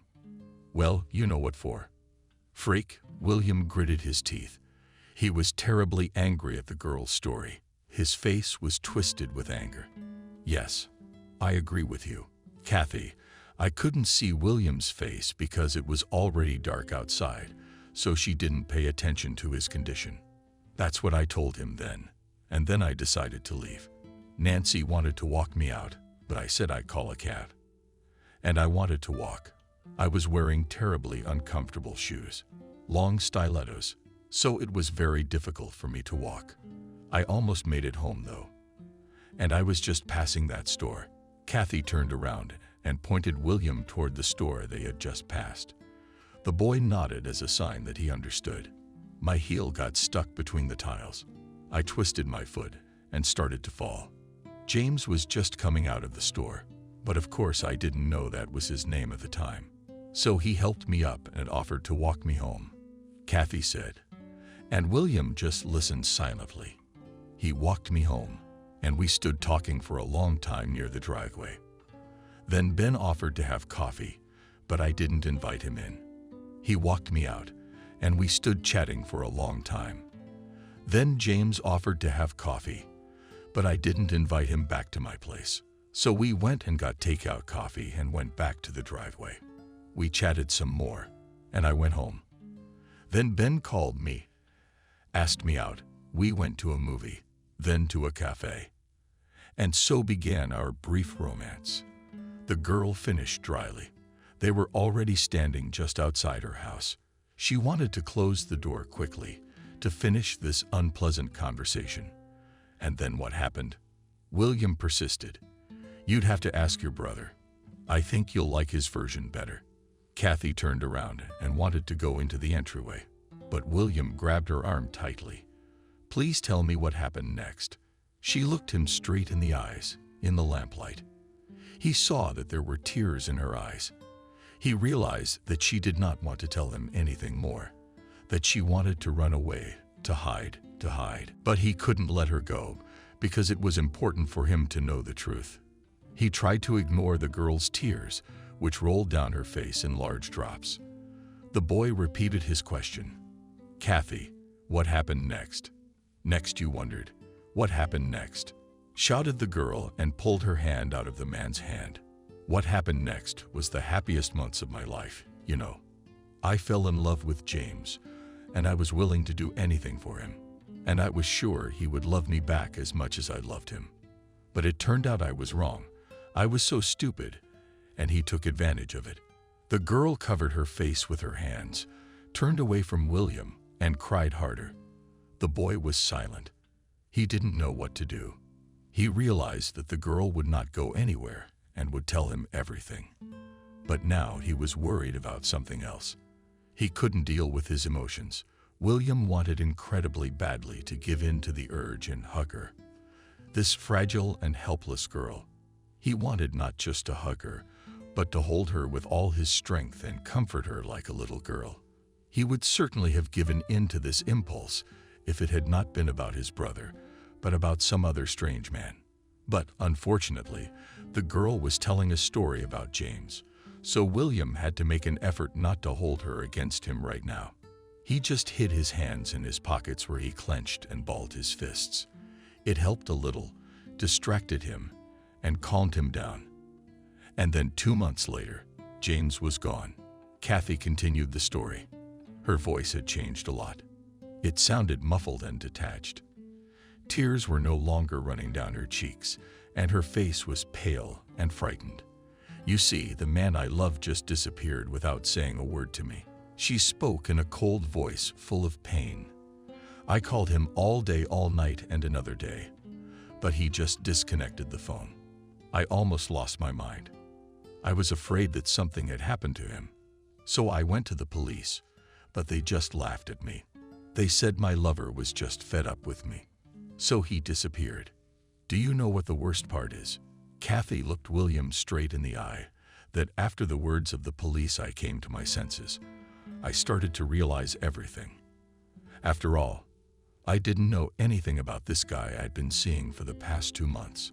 I didn't even know his last name or where he worked, for example. William couldn't believe she was telling this about James. He had no reason not to trust Kathy. The boy could see the pain in her eyes as she told her story. William believed her, and he was getting really nasty. So disgusting he wanted to go to the showers to wash the filth off himself. Well, Anyway, I was completely depressed. I didn't want to live. I couldn't work. I couldn't eat. I couldn't leave the house. All I could do was lie there and stare at the ceiling. If it hadn't been for Nancy's support, I would have done something to myself. Kathy wrinkled her nose as if her patriarchy was howling at these horrible events. And soon after, I found out I was pregnant. Kathy, I apologize, of course, for that question. Are you sure Liam is James? William said it and immediately regretted his words. Kathy changed abruptly. She looked at the boy with eyes full of hatred, her face twisted with anger. The girl pulled out and gave Veda a ringing slap of evil, saying at the same time, "Male solidarity is right," shouted Kathy. "I don't care if you think your brother is white and fluffy. That's your business. But you asked me to tell you everything. And I told you as hard as it was. It wasn't for me. I'm sorry I met you and agreed to help you. Goodbye." She quickly turned around and ran toward the entryway. "Kathy, wait," shouted William. "I didn't mean that. I'm sorry." But the girl had already run to the entrance and slammed the door behind her. Kathy got to the apartment and opened the door with the key. She sank to the floor right in the hallway and began to sob, as loudly as she could. She was utterly desperate, and she was really, really hurting. William walked home, immersed in his thoughts. He blamed himself for saying words that hurt the girl, but there was no way he could fix it. Besides, he tried to think about the future conversation with his brother. The conversation would definitely have to take place. The boy would not be able to sleep until he heard James's version of what had happened with Kathy. William walked into Evelyn's apartment. She had already put everything away and washed the dishes. She was now sitting in an armchair watching her favorite show. Peter was sitting on the couch, dozing. James was nowhere to be seen. So how badly did Helen resent James? Asked, worried mother. The boy did not understand who his mother was talking about, but then it came to him. And William said, "No, she's fine. She's just a little sick. But to be honest, I'm totally shocked by my brother's behavior. Yes, son. I don't know what happened to him. He was different. I tried to talk to him afterwards, to find out what was wrong with his behavior, but he wouldn't tell me anything. I mean, he said something, but my father and I didn't understand. All right, Mom, I'll talk to him myself. Go to bed. You're leaving tomorrow, aren't you?" "Yes, of course we are. We're driving a serious car. And his girlfriend's due soon. He can't be away for too long." The mother said her daughter-in-law's name in a special tone of voice. She was never able to accept her son's wife and love her. Well, she kind of accepted her. But here the daughter-in-law was shy mother-in-law and avoided communicating with her. The guy did not know what exactly happened between his mother and Emily and never got involved with questions. It was none of his business. And now he didn't bother his mom, kissed her cheek, covered with a thin web of wrinkles, and said, "Okay, Mom, I'll go. Good night. Lead the way, please, but don't swear, James. Remember, he's your brother." "Yes, yes, of course," replied William and smiled. He did not realize that he would soon forget that he was related to James. William entered the room and saw that his brother was already asleep on the bed. He couldn't and didn't want to wait until morning, so he started to wake him up. "James, wake up." William shook his brother by the shoulder. He opened his eyes, tried to focus his gaze on William, and said, "Get off me. Let me sleep." "No, James, come on, get up. We need to talk." "What conversation?" "Just James trying to sit up in bed. And yourself do not guess about your behavior, about your attitude to my fiancé," replied William. The guy did not call the girl by name, so that his brother could tell him everything. "Listen, this is your favorite bride, Helen. It's not Helen at all. Her name is Kathy, and I think she has a kid." James answered, "Really? How do you know that?" "Well, about the name and the baby," William asked in a surprised tone. James gave his brother a confused look. He realized that he had said too much, but he wanted to protect William from this girl's deception. In truth, he didn't want to talk to his brother about it at all. After all, I do not want to go into details. You just need to take my word for it that this girl is not your match at all. But I'm serious. No way, James, William said, no way. I want to know everything from the very beginning to the very end, from the story of your acquaintance to the moment why you left her pregnant. As William walked home, you were still hoping that James didn't know about Kathy's pregnancy, but now, looking at him, he realized that his brother knew everything. He didn't understand how James could leave her so easily and not be involved in his own son's life. All right, if you want to, I'll tell you. But I have a condition. James grinned. What's that? Not my parents, not my wife, can't know about this. William thought for a moment, then said, okay, I promise I won't tell. He didn't want to tell anyone himself. His parents would be very upset about it. And he didn't want to ruin his brother's family because his wife was about to have a baby. But I'm waiting impatiently, said William. How long are you going to keep quiet? Come on, start talking. Don't rush me. Let me get my thoughts together, said James thoughtfully. I don't know where to start. Well, tell me, for example, where did you meet? And in general, how did you end up in this city? You have no idea, James said with a laugh. You really don't remember. You moved here and bought an apartment. And about a month later, I came to this town. Do you remember when Emily's father opened a branch of the company here and asked me to supervise? I remember, William nodded. Okay, that's taken care of. Now let's get on to getting to know Kathy. Did you know that my introduction to Kathy was your fault? James smiled. If it hadn't been for you, I never would have met her. I don't know what you mean, my fault. But it was you who sent me to your apartment late at night to check on the repairs. That's the day I met Kathy. William remembered that when his brother had come to visit, he had actually asked him to check on the apartment several times. At that time, William had just moved to this city, but he had prepared for the move in advance, found a job, bought an apartment, started to renovate the apartment, but did not have time to finish it.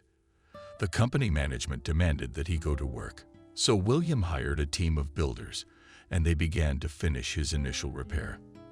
The guy himself stayed in rented accommodation for the time being. William all the time disappeared in the office, so there was no time to check the work of the masters.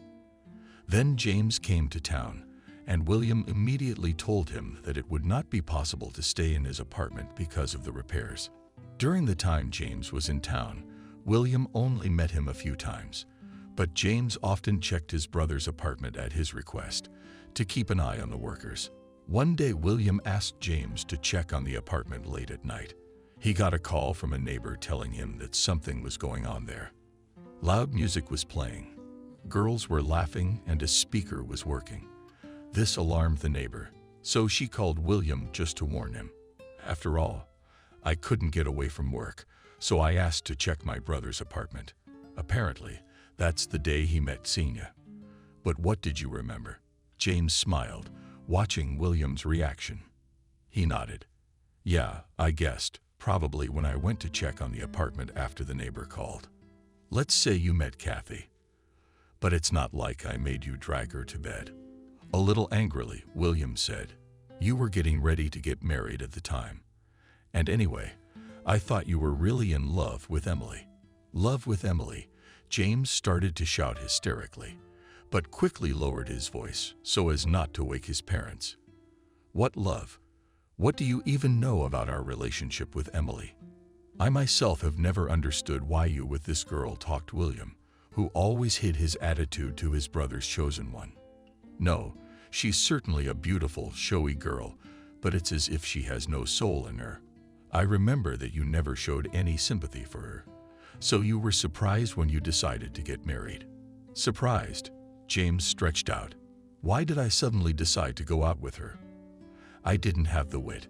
William shrugged nonchalantly. It was strange to him that his brother was talking to him that way, and that there was so much irritation and anger in his voice. The longer the brothers talked, the more questions William had.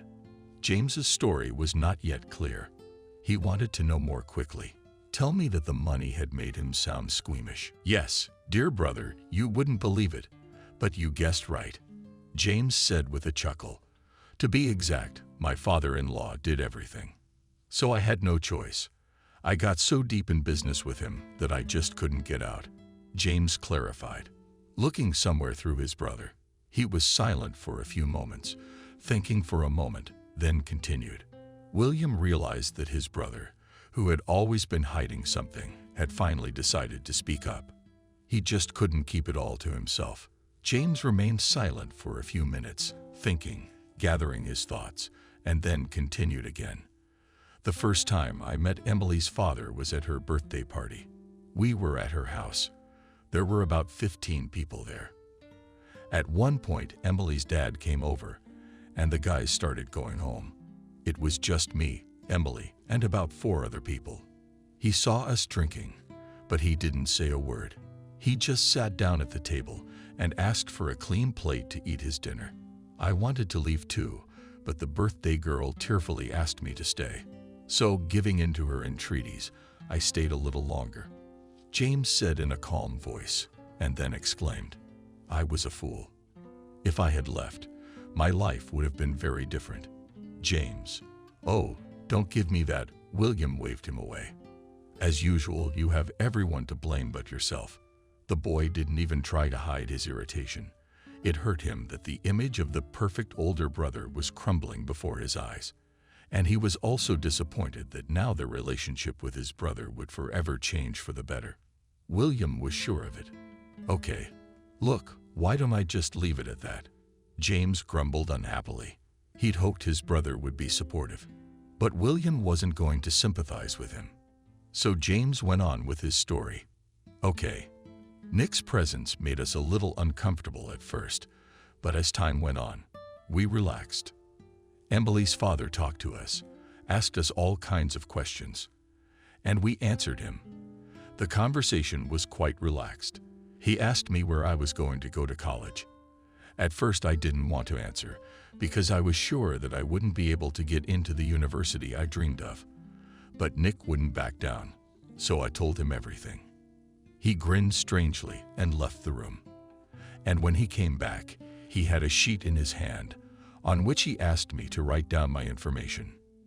Name, phone number, the date of birth. I did as he said, and gave the sheet back. I finally got accepted, and that's when it hit me. That Emily's father helped you get in.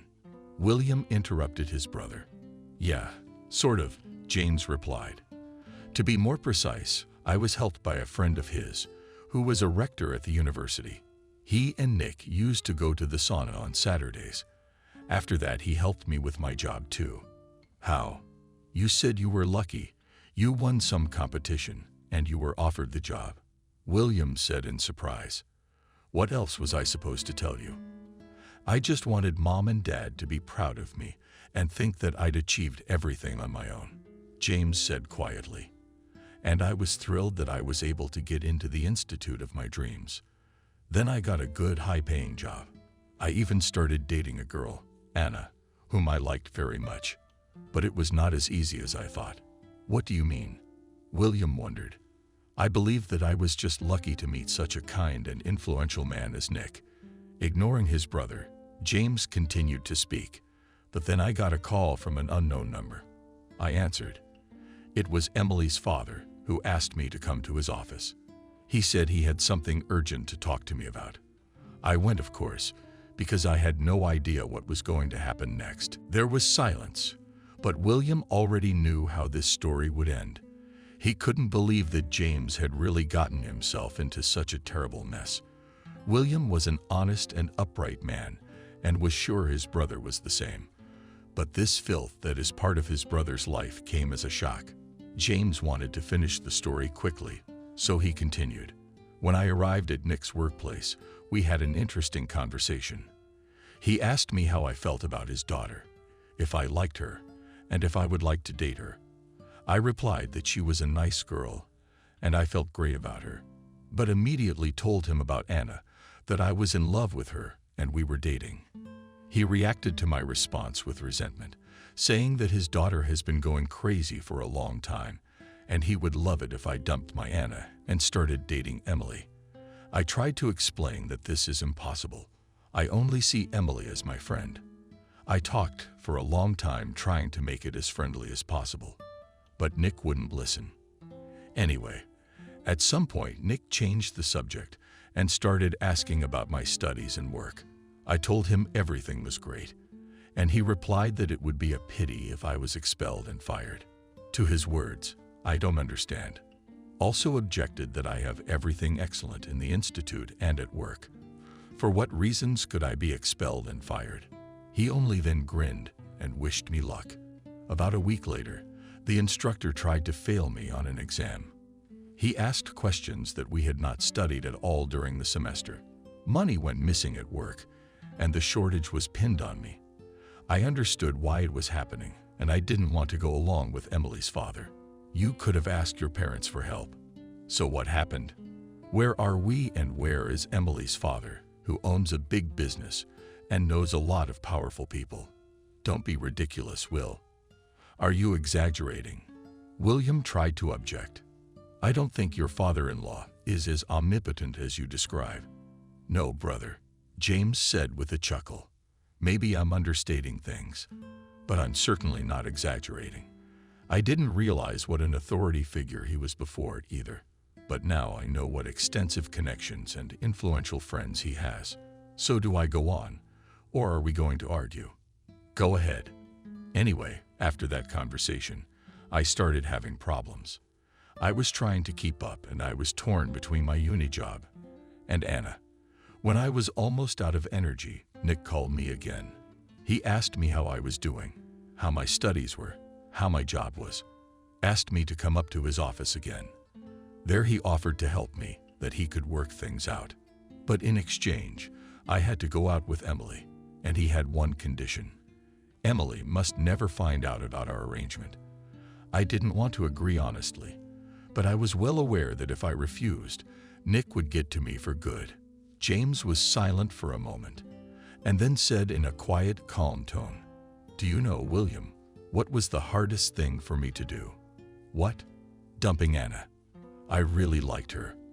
I've never felt that way about anyone before, but I chose money, career, and comfort." With a slight chuckle, said James, "You have nothing at all for Veronica." William was important to know that. Well, how can I put it? James stretched out. I don't love her, but she makes me feel safe and good. No fire, no passion. It's hard for me to explain. It's just a habit. We live and let live. But if my father-in-law hadn't encouraged me to get involved with Emily, I never would have started seeing her. William sighed heavily. He hated hearing all this, but they hadn't gotten to the hardest part of his brother's story yet. "All right," William said. "I think we're clear on Emily. But wait, there's something else I want to clarify." "What?" James looked at his brother in surprise. "Don't be shy. I'm asking. It's her night of revelations, so you can find out anything you want to know. Why didn't you just leave Emily? I mean, you had some problems and you were separated. Why did you go back to her if you didn't love her? I think that's when you started getting ready to get married." "So much. Why?" James muttered. "I don't know why. I guess I just got used to it. To her beautiful life, to her lack of problems. I realized that as soon as I leave her, I'll be fired from my job, and I'll lose everything I've worked so hard to achieve. My father-in-law would never forgive me. I was trapped. Emily did a lot to make me want to leave her, though. Then one day, she changed. Started being jealous of me at every post, checking my social media accounts, calling me hysterically all the time. But I never had a chance to change her. We were always there for each other. I only left for work. If I started an affair there, someone would immediately knock Nick," James muttered.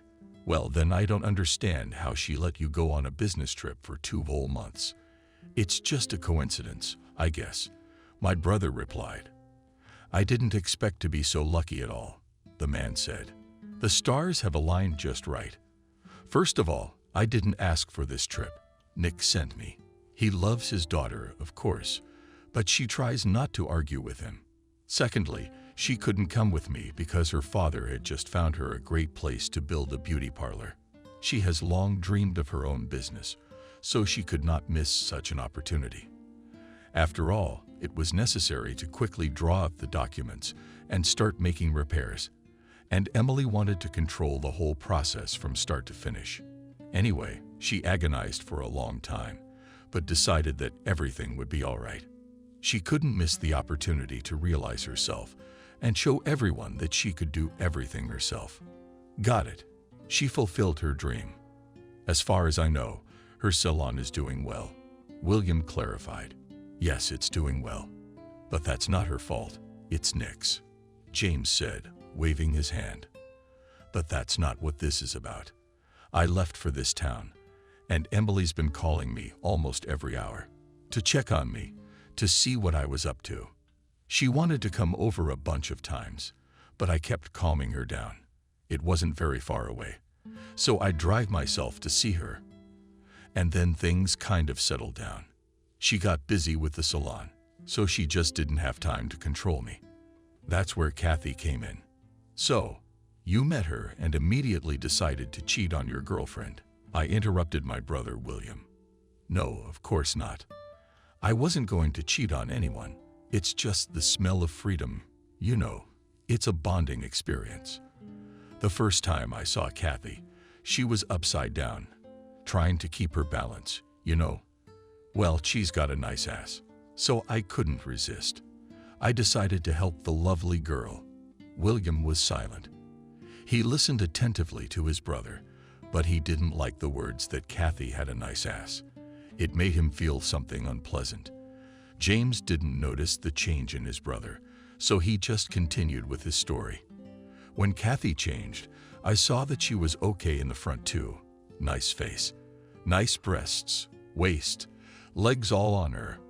That's how we got it going. James smiled. And you know what struck me most? Said William in a lost voice, who realized that his feelings of resentment and hatred for his brother were growing more and more.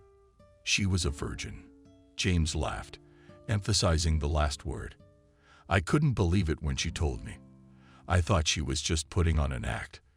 But when we got to the point, and I realized she wasn't lying, I was very. But James didn't have time to finish, because William jumped up and punched his brother. James hadn't expected such a turn, so he didn't even have time to dodge. The fist hit him squarely in the jaw. That's why there was blood coming out of his lip. What are you doing? Shouted at the top of his voice James. You'll be quiet, William whispered angrily.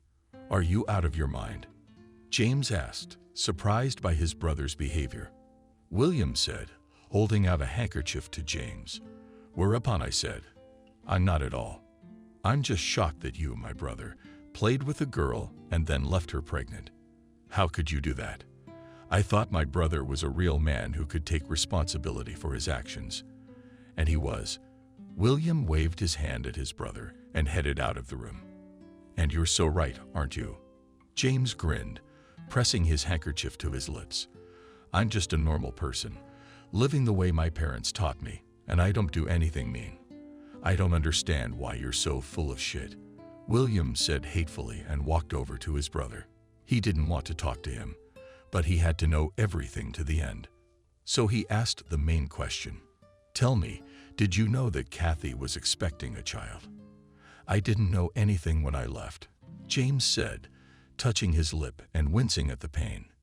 His jaw ached terribly, blood was coming out, and James was angry at his brother, at himself, and at Kathy, who was to blame for everything, according to the man.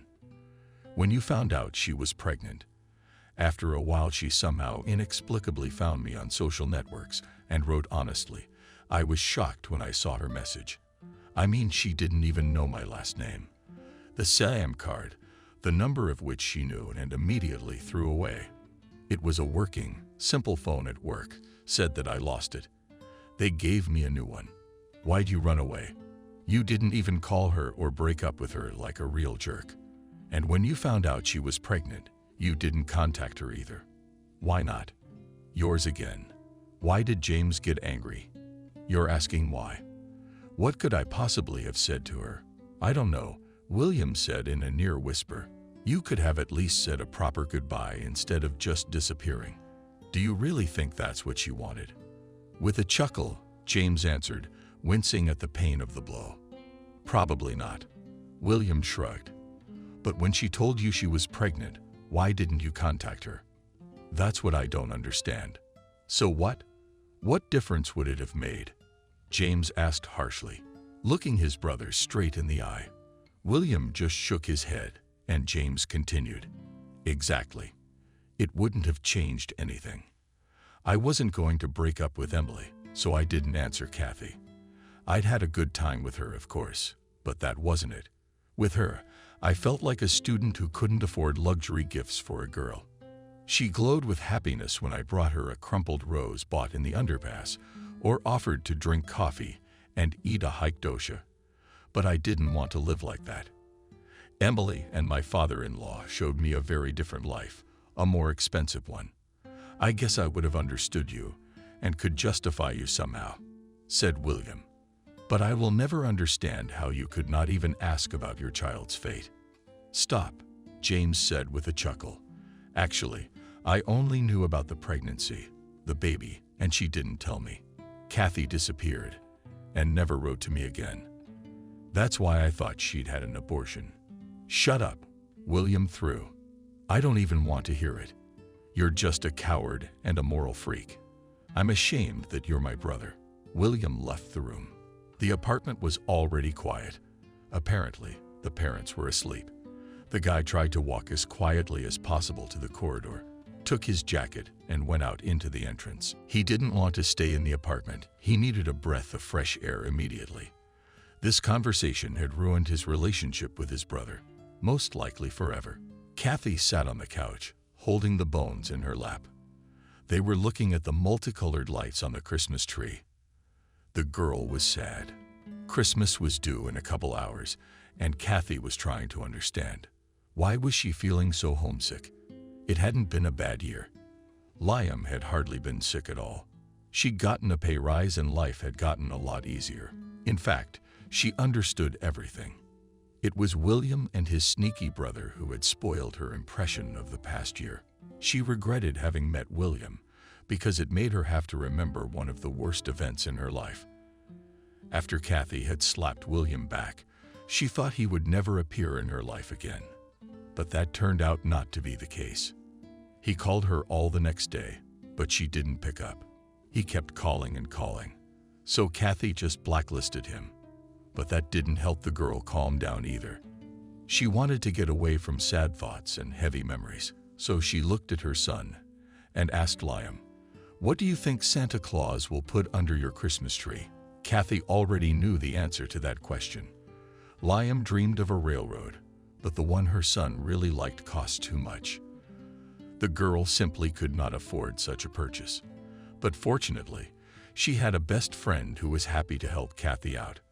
"What's the matter, Kathy? Aren't I adding money for my godson's dream?" Indignantly, Nancy opened her wallet and added the missing amount to Kathy. The girl couldn't wait to fulfill her son's dream. But when she heard the answer to her question, she was simply shocked. "I want a daddy," clearly uttered the child. Daddy stretched out the girl in surprise, but Bone. "They don't put dads under Christmas trees." "Too bad," the boy sighed heavily. "I would have liked that so much. Why does everyone at daycare have dads and I don't?" Kathy wanted to answer her son's question, but then the doorbell rang. "So I'll go and see who it is that came to us, and we'll talk," the girl said calmly. "Who do you think it might be?" Kathy knew that Nancy and Ben had gone to the Alps for the holidays, so it certainly wasn't them, and no one else could have come to them.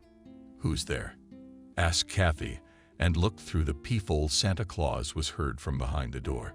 "But I didn't order it." "Did you make a mistake?" shouted the girl, not planning to open the door. Liam could see the animator and get upset, and she had no money, offered her a discount. But even with it, the price for Santa Claus services was exorbitant. The girl moved away from the door, but the call was repeated. "What on earth do you want?" grumbled Kathy, and opened the door.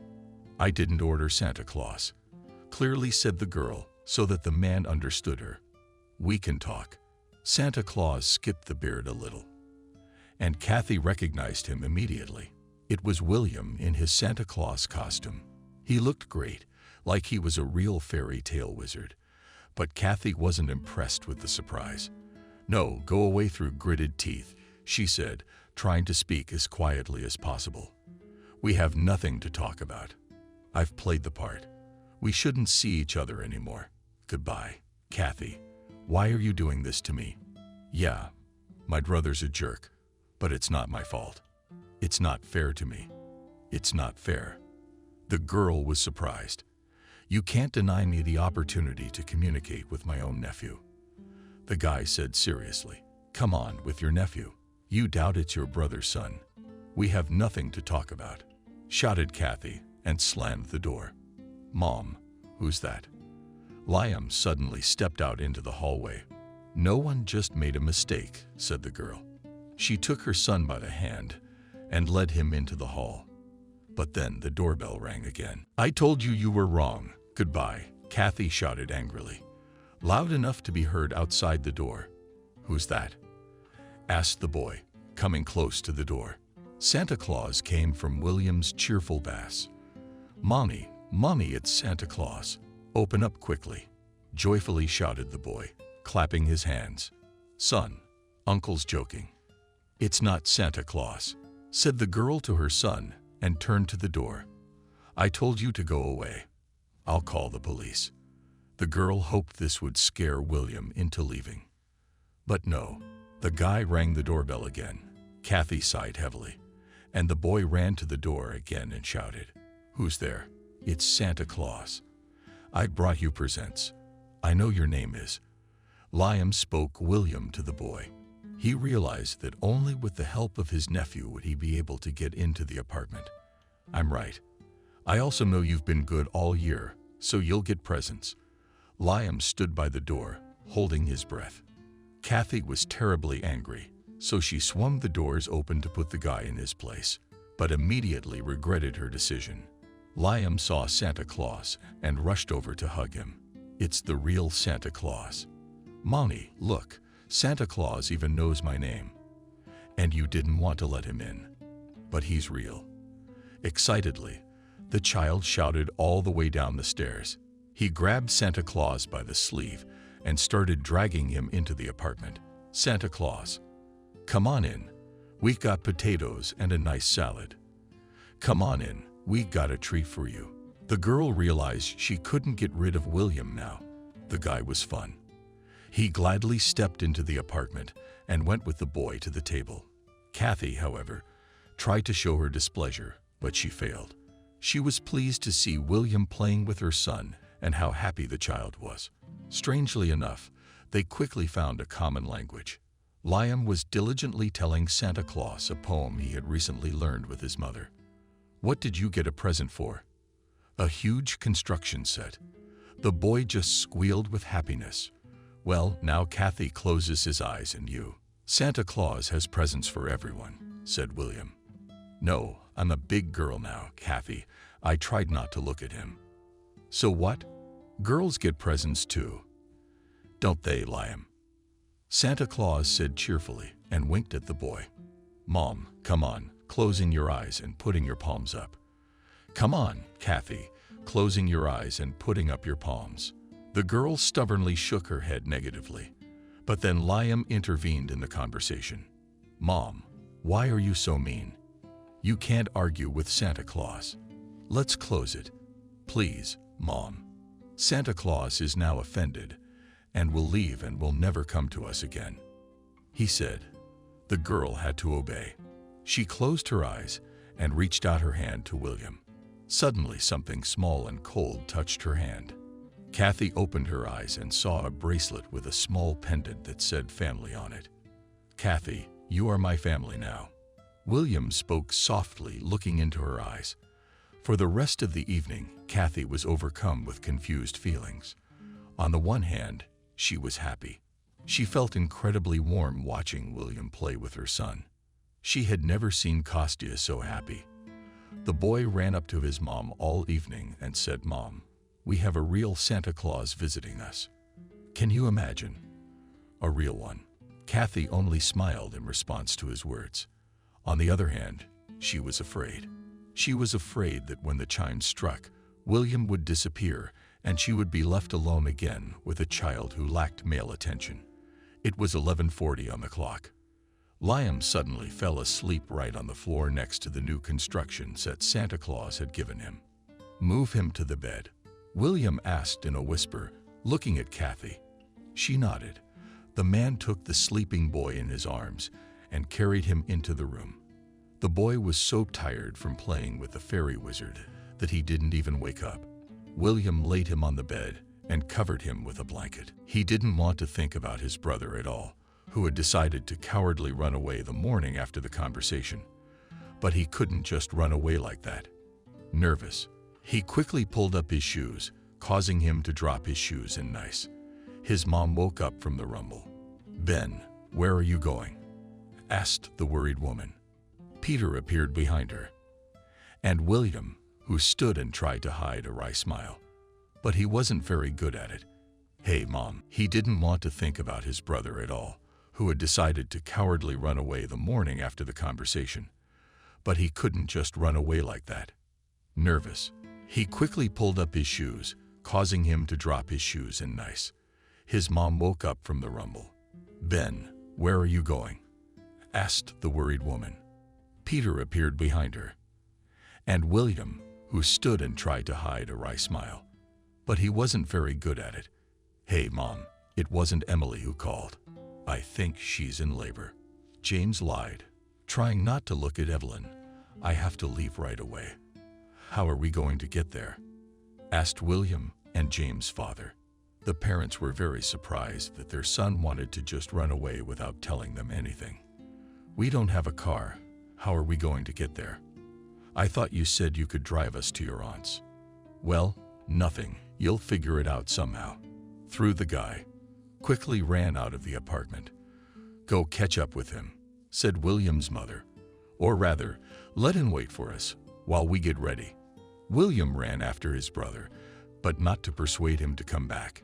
He just wanted to look into his eyes one more time and say a few words of farewell. He didn't like it, of course, but he needed to finish last night's conversation. James had already gotten into the car and was about to close the door, but then he heard his brother's voice. "But you're a coward. I thought you'd think about it and tell Mom and Dad. If your son doesn't have a normal father, he could have loving grandparents and an uncle. And you turned out to be such a coward, running away with your tail between your legs again." The boy looked at his brother with contempt. He really wanted to hit him again, but he held back because he realized that his mother was watching them from the window. "Who are you to tell me how to live my life?" James hissed through his teeth. "I'm not going to lose everything I have because of a mistake I made a few years ago because of some girl's momentary weakness." William would not listen to him. He knew that if he stayed, he wouldn't be able to help himself. They would fight again. He turned and walked toward the driveway. If his mother saw him hit him, he would have to tell them everything. But he didn't want to. Why would he? It wouldn't do anyone any good. So William tried to keep his common sense and just walk away. "Wait," James called out to his brother. "Well," William turned to him. "Now you're going to tell the parents everything about Kathy, about the baby." "No, but if I were you, I'd do it myself." "But you're a coward." William smirked. "That's right. I'm sure you won't," James said, ignoring his brother's words. "That's right. It's not my truth." William climbed the stairs, but he was in no hurry to enter the apartment. He was too annoyed, so he wanted to calm down a little. He didn't want to tell anyone anything, not even because he was worried about his parents' reaction. He felt sorry for James' wife and future child. The guy didn't want to interfere in someone else's life and ruin his brother's marriage. But he really wanted to support Kathy and her son, who his brother didn't care about. William decided that he wanted to socialize with them, to help them. But he didn't realize that very soon he would love them with all his heart. "Ben did leave after all?" Evelyn asked excitedly. I saw him out the window. Why didn't you stop him? Her mother began to ask. His mom called him Emily. She's very worried and not feeling well. William's parents were about to arrive, and she couldn't calm down. Kathy, pull yourself together, William said quietly and put his arm around the girl's shoulders. Everything will be all right, I promise. But she hardly listened to him. She was terribly nervous and couldn't help it. The doorbell rang. It made Kathy look very pale. William went to open it. Hi, Dad. The girl heard the cheerful voice of William.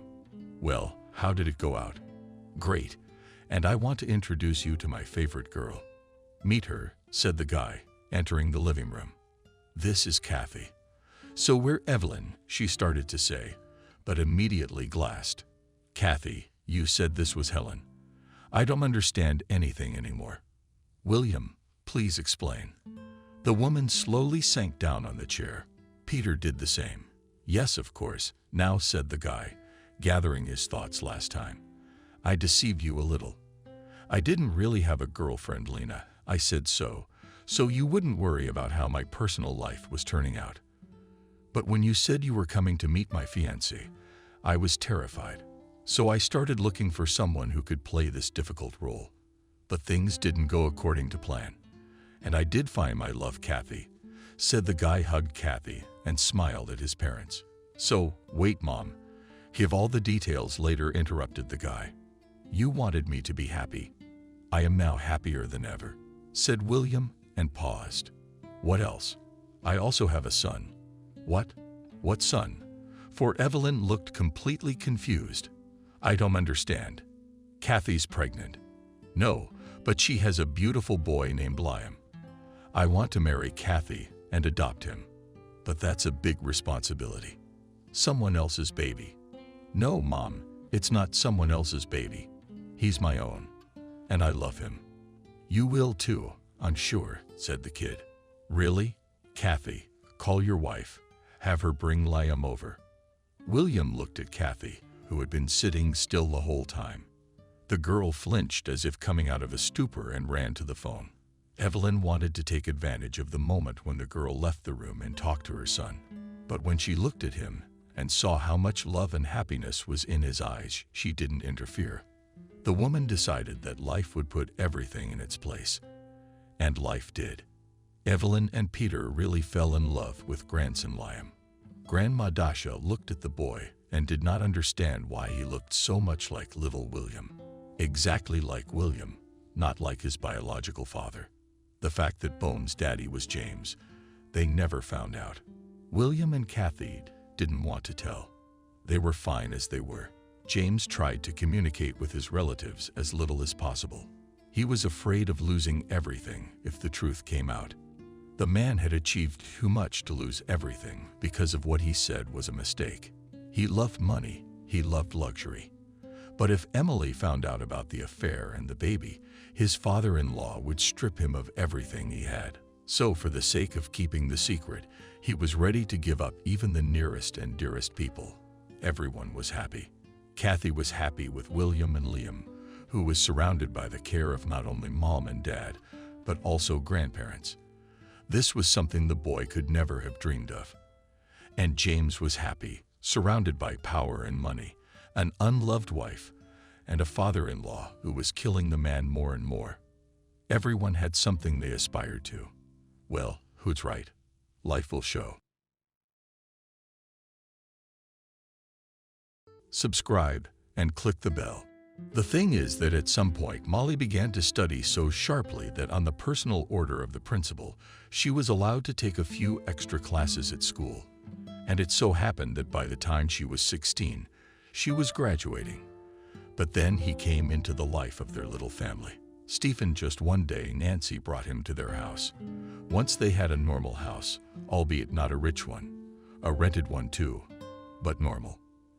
And told him he was the new daddy and husband. Molly didn't like Stephen right away. He was insolent, rude, taught everyone who was weaker how to live, and hardly worked, but managed to find money for booze and cards. Molly refused to call him daddy, and that became one of the reasons for their feud. And then Stephen set Nancy up. Yes, Molly had no doubt that the bastard had planned the whole thing from the beginning, and that's why he'd gotten together with her mom in the first place, because she was a gullible fool. Stephen wanted to do some dirty deed with someone else's hands. So one day he said a friend of his working in Lombardy had asked him to resell some stuff. "I'm busy at work. I'm loaded," he explained to Nancy. "Here are the keys. My friend is on bedside duty for his sick grandmother, so he wants you to go to the pawn shop yourself, pick up the items, and take them to the buyer. Don't worry, everything's gonna be fine." Since that fateful nightmare that turned their little family's life upside down. It's been 2 years now, but Molly still couldn't figure out if her mother knew then what she was getting into in court. She would later, sobbing, assure her that she had been duped and had not suspected a thing. That day, Nancy told Molly that it was enough for her to give up. She needed to be an adult and help her family make money. "Mom, I don't want to go anywhere." The girl tried to say no. "I need to study. I want to go to university. I want to go to university." "Yeah, now," pursed her lips. "Nancy, you make me sound like a millionaire." "There's a scholarship to pay for your studies," sighed Molly. "I can do this, I know it. I can get a good job." "Shut your mouth when your mother's talking. Don't you dare interrupt me," Nancy screamed. She always yelled when she was in a bad mood, except she yelled at her daughter, not her roommate, because she was afraid of Stephen. "Maybe I wanted a lot of things too." "And what did you get?" Nancy continued her rant. "I sold the apartment I was supposed to have as an orphan just to go to America. I thought I'd have a life here. Why do you think you're better than me? Nobody needs the smartest. And me," Nancy, sobbing. Then it got noisy. "Nobody wants you." "Then why didn't you go back?" Molly asked. Nancy stiffened, then pressed her lips into a string for breathing hard. Her face flushed, and she flew over to the table where her daughter was studying. She knocked books off it with her hand. "Don't you dare do that to your mother. Get ready to help." They got in Stephen's car, drove to the pawn shop, and then it got really bad. Anyway, it turned out that those keys were a copy, and the pawn shop owner, though he knew Stephen, had never authorized him to do anything. And as Nancy's mother carried out the last plasma TV, about to load it into the car, and Molly stomped along, she was carrying some kind of vase. The police showed up. Just some concerned neighbor called, realizing they were robbing a pawn shop. "Put your hands up," officer yelled. Pointed a gun at Nancy. She hesitated. "How could you throw an expensive television set on the ground?" She tried to explain to the police that she was merely fulfilling a request from her husband, who in turn had been asked by a friend. And she was later found to have stepped toward the police, even though she was told to stay where she was, and the officer opened fire. The lawyer they were provided for free said it was only because of this mishap that Nancy was able to avoid actual jail time. The police department was afraid of charges on her part, so they made some sort of agreement. Nancy doesn't have a claim, and the police chief makes a deal with the prosecutor. And because of the police officer's haste, Nancy is left disabled. The doctor said that it was a miracle that she was alive at all and could move her legs a little. They also said that theoretically they could do surgery, but it was so expensive, and even the most expensive insurance wouldn't cover it. And Molly and her mom had no health insurance at all at the time of the accident. Molly, by the way, she was sent to a special institution for juvenile delinquents for the duration of the proceedings because she was suspected of complicity. And although she was not beaten there, she was fed not badly, and the local psychologists supported her in every possible way. Those few months were the worst of her life. Molly knew that she was not a thief, she was innocent, and at the same time she felt like a real criminal. How ashamed she was to look people in the eye when they let her out of there. The real one who went to prison was Stephen. The police found that he had been involved in many burglaries in the neighborhood. And then Nancy and Molly had to leave home, moving into a small apartment, so-called social housing, for which they had to pay an extra $300 a month. and they hadn't paid it in 6 months. Almost all the cash had been eaten up by Nancy's medical bills. And now Molly was living in a new reality of need and guilt. She had to talk her mom out of this. After all, she hadn't liked the idea from the start. And then there was the despair. Molly was used to them buying the cheapest groceries they could find. And they're always cutting coupons out of newspapers to get a discount. There were still, by the way, food banks and some charities where they could get help. But Nancy wouldn't let Molly go there. "We don't need handouts," screamed the mother. "We'd rather die, do you hear me? I'm not gonna grovel." Molly's sticks only took her breath away in those moments. She almost hated her mom. For Nancy's stupidity for getting involved with that Stephen, Molly was trapped. She was still only 16, even though she was supposed to be. She'd be 17 in a month, and a party with cake and presents was out of the question in their plight. In the second place, Molly understood that now the road to university and in general to independent life is closed for her because her mother is sick. She is an invalid, barely able to move small checkers with walking legs, and only if she took a horse dose of painkillers, which could not be taken in multiples. They had no money for a nurse, so Molly couldn't even go to work. She helped her mom change her clothes, bathed, cooked her meals, served her what she needed. For the first time, they survived on benefits, not even a wheelchair. The local disability service said that Nancy was at the back of the queue and would get a wheelchair in 4 years at best. Then Molly realized that it could not go on like this, and ignoring the scandals, she decided to get a job, and she succeeded. Her kind savior was Mr. Lee. He owns a Chinese store selling everything from instant noodles to dog food to construction tools. Usually behind the counter was Mr. Lee's daughter, this young, smiling and open-minded girl who seemed to be 2 years younger than Molly. Her name translated as Beautiful Plum. They became fast friends. Sometimes, looking at how communicates with mom and dad, how they are close, love each other like a real family, Molly felt heartache. She was tormented by white envy because her family was not like that. And then, to make some more money, Molly suggested to Mr. Johnson that she could fill in for Rick. He was their janitor, but he had retired. Mr. Jones snickered and said she would sweep the yard for 1,000 years to cover the rent debt. "I'll settle for withholding 50% of my wages," the girl and the landlord boldly replied. "I'm rounding my eyes, but I need cash, and I can do more than sweep the yard and paint the walls in the entryway. I can trim those bushes, get them in neat shape." Jones chuckled something about being cocky and savvy beyond his years. He agreed, and Molly had a plan ready. Yes, they need to pay their bills, of course. But Mom also really needs a wheelchair. Then she could get out for walks, and it would make her feel better. In addition, Mom will be less burdened. Molly will be able to get to the toilet, to the kitchen. Anyway, it was a necessity. "Look, guys, who do we have here?" A mocking voice brought Molly out of her musings on life, and she threw her head down. Immediately, paint rushed to her face, and her heart pounded faster. Just like a bunny who spotted Alice coming. "What are you doing here?" Mary Archie Stone spat through his teeth on the ground, under the girl's feet, and grinned broadly. "So the janitor did. When are you gonna get that white trash out of here?" Archie was a local boy, from a good, not poor family. I think, as Molly knew, he was about 17. He was also a bully and the leader of his own little gang. True, since the neighborhood itself had relatives and generally all decent society would quickly put a stop to his activities. Archie and his henchmen usually went further out on the town. Afternoon.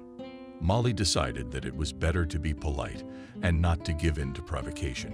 She also remembered what her teacher once said in biology class: "If you meet predators, don't show them fear. They can smell it." Omni does not depend on the terms of resettlement of the house and its demolition. She answered with restraint. Mr. Jones is in charge of all those matters. She was silent, looking at the asphalt, all the leaves in front of her. There were full trash cans standing nearby. The car that would pick them up wasn't expected until tomorrow morning. I don't care, Archie bellowed, pitching forward and sending a new spitball under Molly's feet. We don't need no criminals around here. You think we don't know what you and Mom are up to? The kid grinned. She got shot. Bet you steal alone. Now, you know, if he tries to clean out our house. My old man's got a Colt, and he's got a right to take you down. Leave me alone, Molly exclaimed. She didn't mean it, but tears spurted from her eyes. You have no right to say that. You don't know anything about me. Go away. I have work to do. She's got a lot of nerve. Archie's got a fist in his side from his brother Mark, a lad of about 12. Why don't we teach her a lesson? That's a great idea, Archie laughed. Come on, boys. Molly dropped her broom and swung her arms. A handful of scarlet leaves were thrown at her. Some of them caught on her hair and clothes, and then she resisted with all her might. But what could she do? A fragile 16-year-old girl against 4 boys united by anger and impunity. 2 of them brought Molly to her knees, and 2 of them tipped a trash can of plastic milk and juice bottles over her head. Fish giblets, scraps of toilet paper, flaccid greens, a wide variety of garbage, rolled the girl in a stinking wave. Hey, the friendly, lonely laughter of the boys was interrupted by a sharp shout from the opposite side of the street. Let go of the girl. Molly threw tangled hair trying to get some of the sticky, slippery slime from the trash can. She saw a guy walking across the street toward them. A neighbor, I think. Yeah, that's right. He showed up in their neighborhood a couple weeks ago. A friend in an army uniform brought him in. He helped carry this guy's stuff into the house because this still mysterious neighbor limped badly on one leg and even used a cane sometimes. The house he moved into had been empty for years. And this guy, what was his name? Molly didn't know, but right now he was rushing toward her. And next to him was a German Shepherd dog. Mind your own business. Stepping up from the teenage gang was Mark. He was the smallest of them all and made up for it with a twinge of aggression. But the neighbor with the dog just ignored him. Apparently, he already knew who the leader was. One more moment, and he got Archie's arm. So the kid howled in pain. I see your parents made a mistake in your upbringing. In a quiet, commanding, and steely voice, the strange neighbor said, but that's how I remember them. You know that only losers with complexes who are nothing of themselves attack defenseless people in a mob. Archie Hanna, and honestly trying to free himself from a powerful grip. You don't know who you're messing with. Oh, believe me, I know perfectly well, grinned the boy. Your grandfather, Gregory Stone, is like this. Director of a summer camp for troubled teens. I know him, and I think he'll be thrilled that I'm going to tell him about you and show him. I videotaped the whole thing. You're lying, Archie muttered, but he wasn't sure. You didn't videotape anything. You're just intimidating me. You're risking a test. The neighbor raised an eyebrow. Here's the thing, guys. I know where you live, and me and Lulu. He nodded at the sheepdog. We ain't afraid of that kind.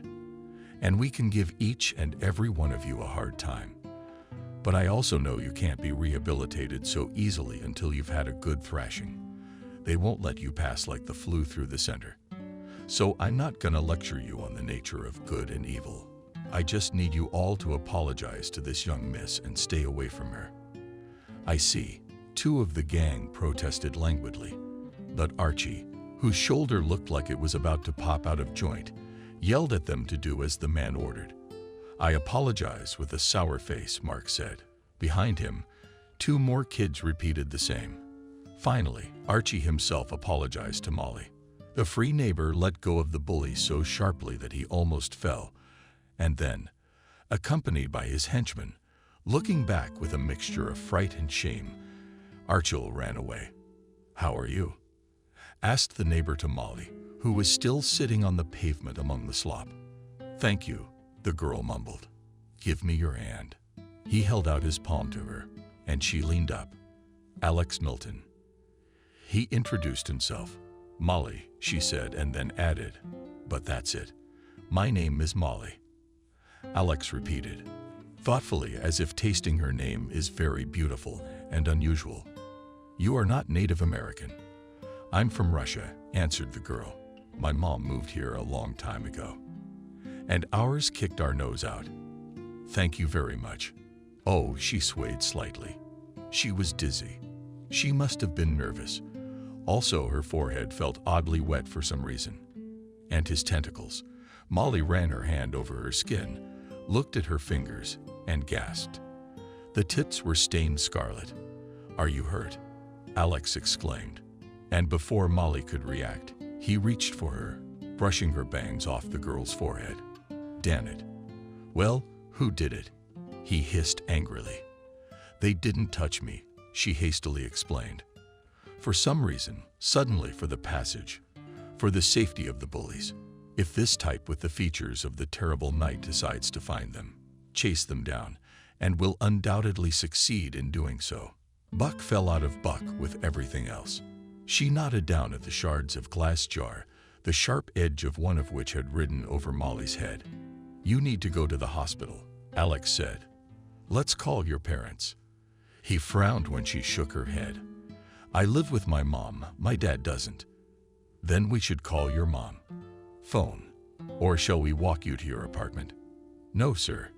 I mean Alex, Molly smiled shyly. Thank you.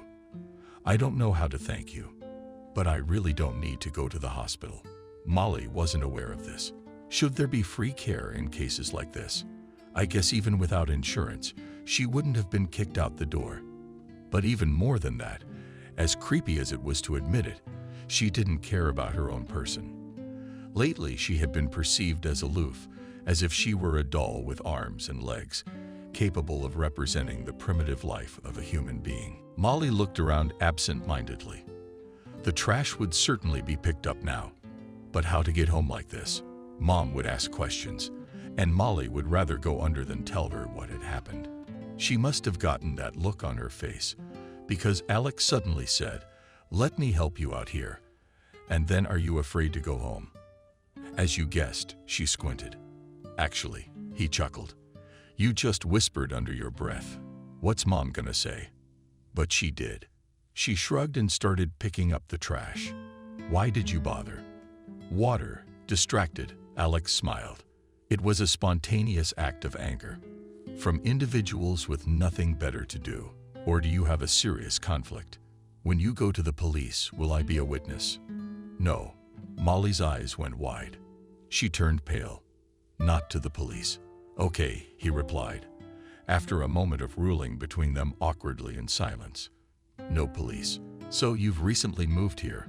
She asked, to keep the conversation going.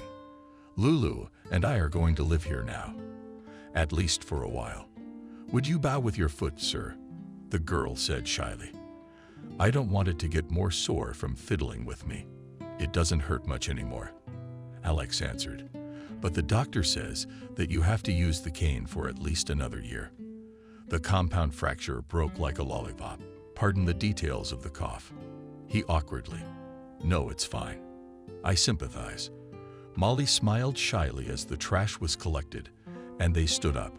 An awkward silence hung between them again. I'm not really a janitor, Molly said. I mean, I don't do it all the time. I want to go to college. Good choice, smiled Alex in a friendly way. And about working as a trash hauler or something like that. It's nothing to be ashamed of. Trust me, it's normal. Ashamed. Worth it for the likes of Archie and his accomplices. Yeah, I know.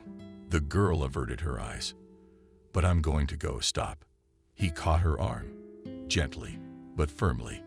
Your wound. If you don't want to go to the hospital, you should at least have it treated. Do you know what I mean? Molly's lips trembled. She wanted to say that she understood and wasn't stupid. She could also say that she didn't have a first aid kit at home and didn't have the money to go to the drugstore and buy what she needed, because Mr. Jones wasn't due for his paycheck for another week. In the meantime, she and her mom were living on what was left in the fridge. What about going to the minister or asking for a loan? He wouldn't say no, that's for sure. But for Molly it was unbearably shameful, because only last month and the month before last she borrowed from Mr. 3 times, and he, when she returned the debt, all waved away. Said you need more girl than pay back when you get back on your feet, and he kept paying her wages. Molly's lips trembled, and she blinked often from tears. Alex sighed to him. Not everything, but quite a lot was clear from this girl. She's clearly in a tight spot, and she doesn't feel like going home right now. Naturally, she feels just plain disgusted. After what happened, that's what Alex said. How about you come to my place? I have a first aid kit, and I know first aid. Why don't you tell me what happened? We'll drink sodas, eat pizza. You sound like a maniac. Luring the girl to put her in the basement, Molly blurted it out without thinking. How insensitive is it to say that to the man who saved you from a gang of hooligans? Oh, I'm sorry. I don't understand. But Alex, to her amazement, did not take offense, but laughed. Good girl. In general, to strangers, even if they are your neighbor's home, is better not to go so trustingly, right? He got serious. But if you believe me, I can promise you I'm definitely safe. And let's switch to you already. There was a contradiction in his words, or maybe the shadow of some strange joke, but Molly had a calming effect. All right, Sir Alex, but I'm going home first. I'm sick of the smell. And she's wrinkling her nose, and I'll be honest. And then I'll come to you, and we'll talk. Then I'm waiting, Alex nodded. Taking the stairs of the house from the front door, with her key and padding with her mouse to the bathroom, and then to her room. Molly felt so stupid, really. For a 16-year-old teenage girl, you can hardly think of an activity more reckless than going. Eating pizza and getting to know her neighbor stranger. Even though he has a cute dog, the dog has nothing to do with it. Molly, even as she listened to the hairdryer, remembered an American maniac who had a charming collie dog and sometimes pretended to be sick, appealing to the pity of his gullible victims. Stupid, Molly said to herself, gathering her hair into a bun with a velvet elastic band. Changing into a warm, loose tracksuit, the girl dashed backward toward the front door from the large room that served as their mother's living room and bedroom. There came the latter's clear snoring. Here I am, Molly said cheerfully. 10 minutes later, the girl appeared on Alex's doorstep, holding a pack of chocolate chip cookies still unopened. That's what's important for dessert. She smiled shyly as she held out the sweet gift. Thank you, with the Kosovo flavor, as if pleased Alex. Come on in. His house was nice, but it felt nice. The man had moved in recently and hadn't settled in yet. Boxes of bags. At the girl's feet, she jumped out and started sniffing. Hey, good girl. Molly squatted down with both hands and began scratching and stroking the cheerful muzzle, which the sheepdog was terribly pleased. What kind of pizza shall we order? What do you think about Havana? Asked Alex. Great, agreed Molly. The soda in the fridge is a treat, he said, already switching to dictating the order to the operator. Walking into the kitchen, Molly pulled out a drink. 2 cans. She went back into the room and sat on the edge of the couch. Raise your hand, please, said Alex, sitting down next to her. He was holding a first aid kit. Yes, I washed it with soap and water, Molly replied. It's not enough. You don't want an infection or an ugly scar, do you? He hummed.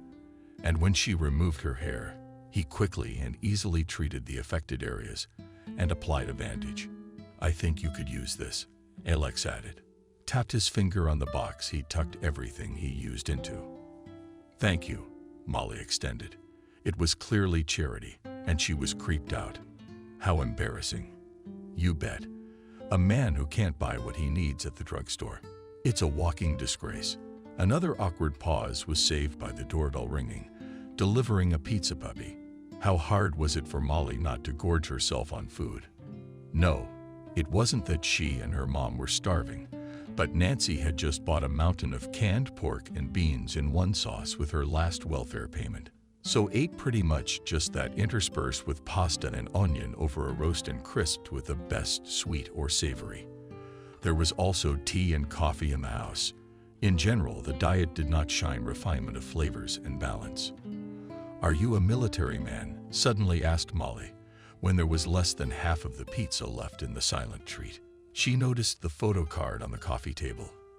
Alex in a U.S. Army uniform, and another guy in the same one, standing side by side and smiling widely, with Lulu sitting at their feet. Alex's ex snickered.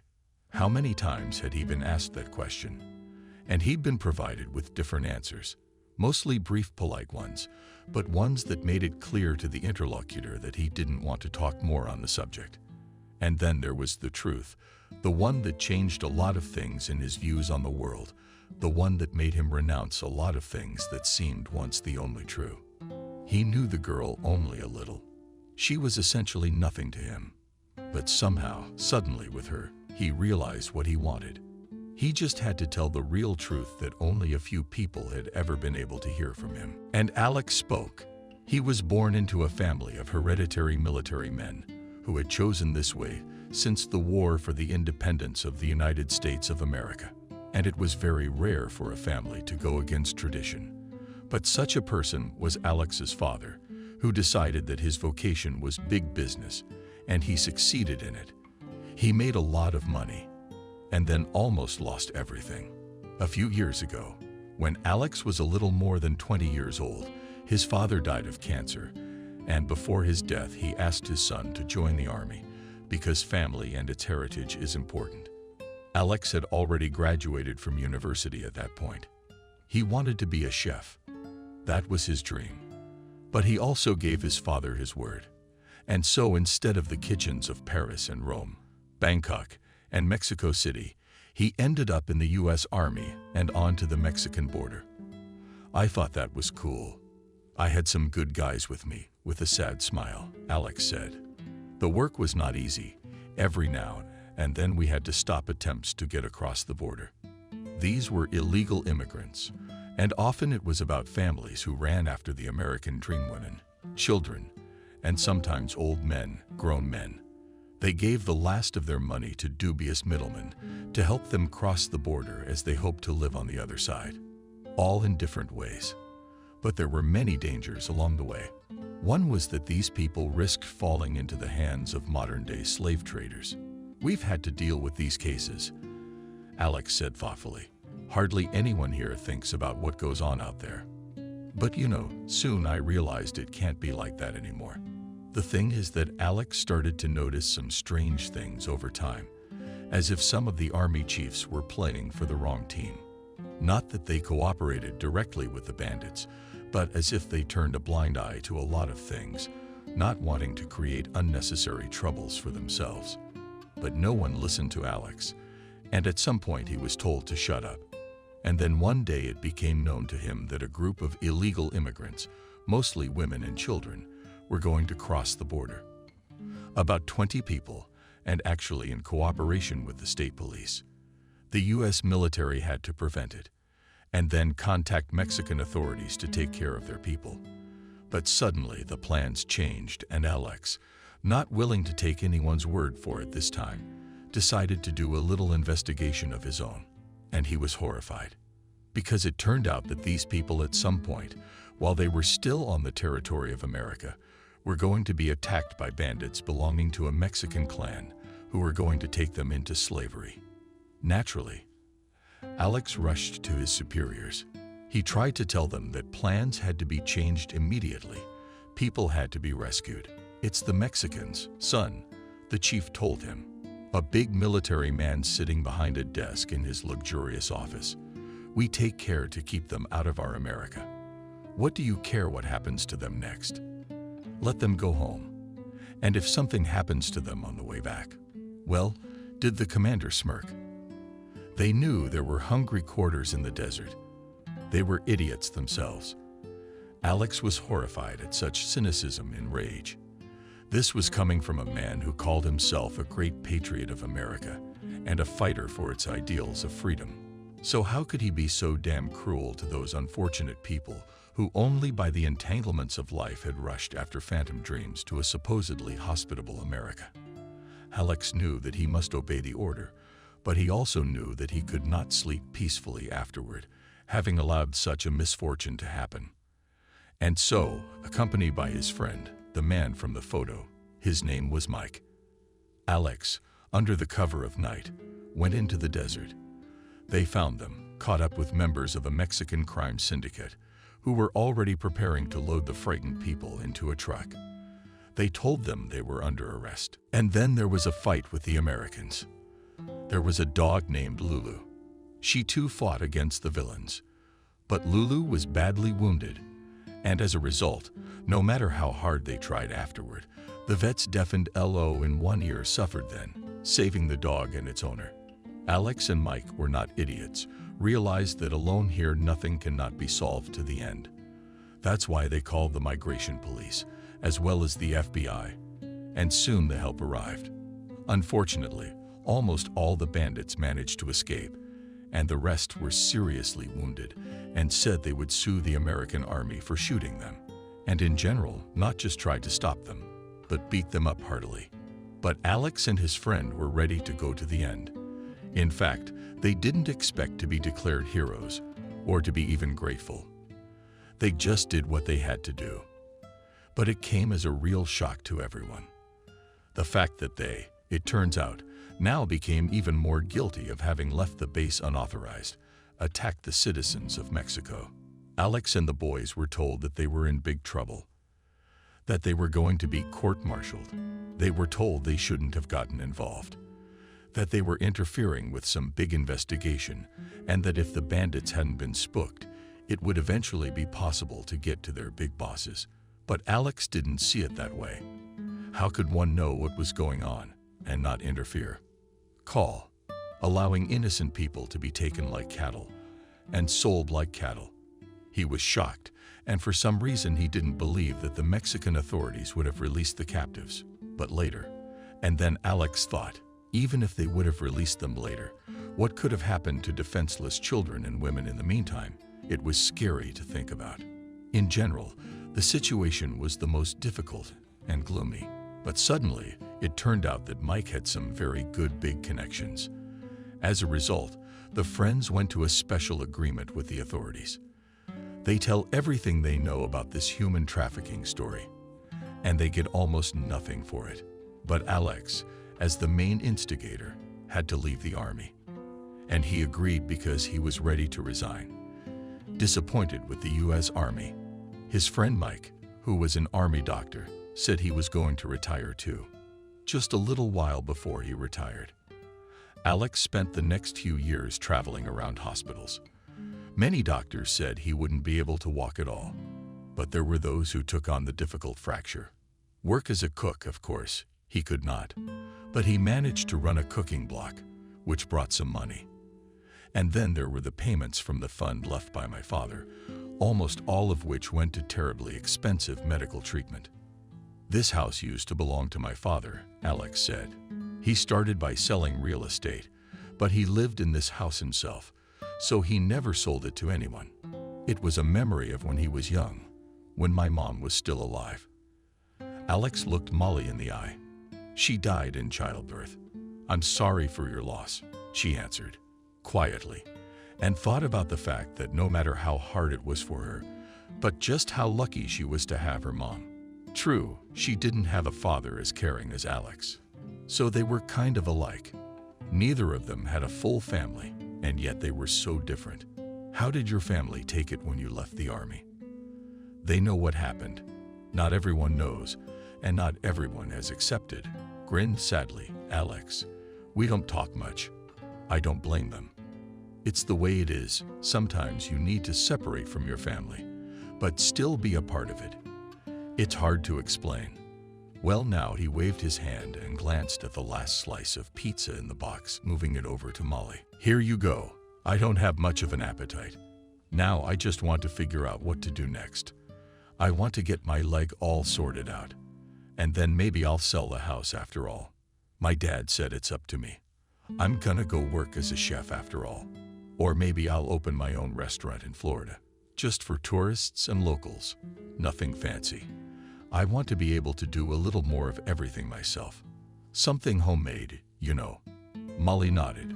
She talked to a lot of people, of course, and to her neighbors, But she had never had such frank conversations with anyone, except Mr. He often spoke of times past when he was a boy living with his father and grandfather in Hong Kong. And Lisa, she was an old lady, an immigrant neighbor from Poland, who still spoke almost no English. Molly often dropped by to help with the cooking. Mom, by the way, didn't approve of these visits, but Molly didn't care.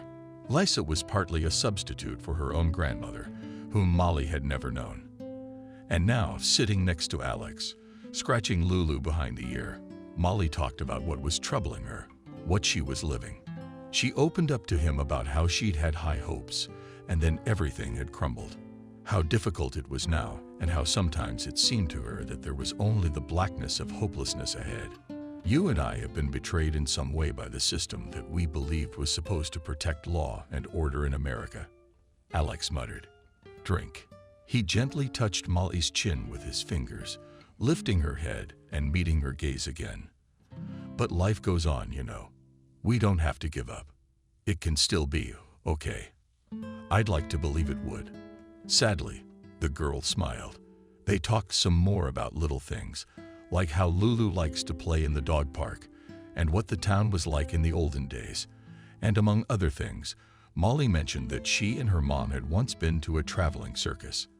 I've never been there, Alex said, but everyone seems to say the same as you, that it's something magical.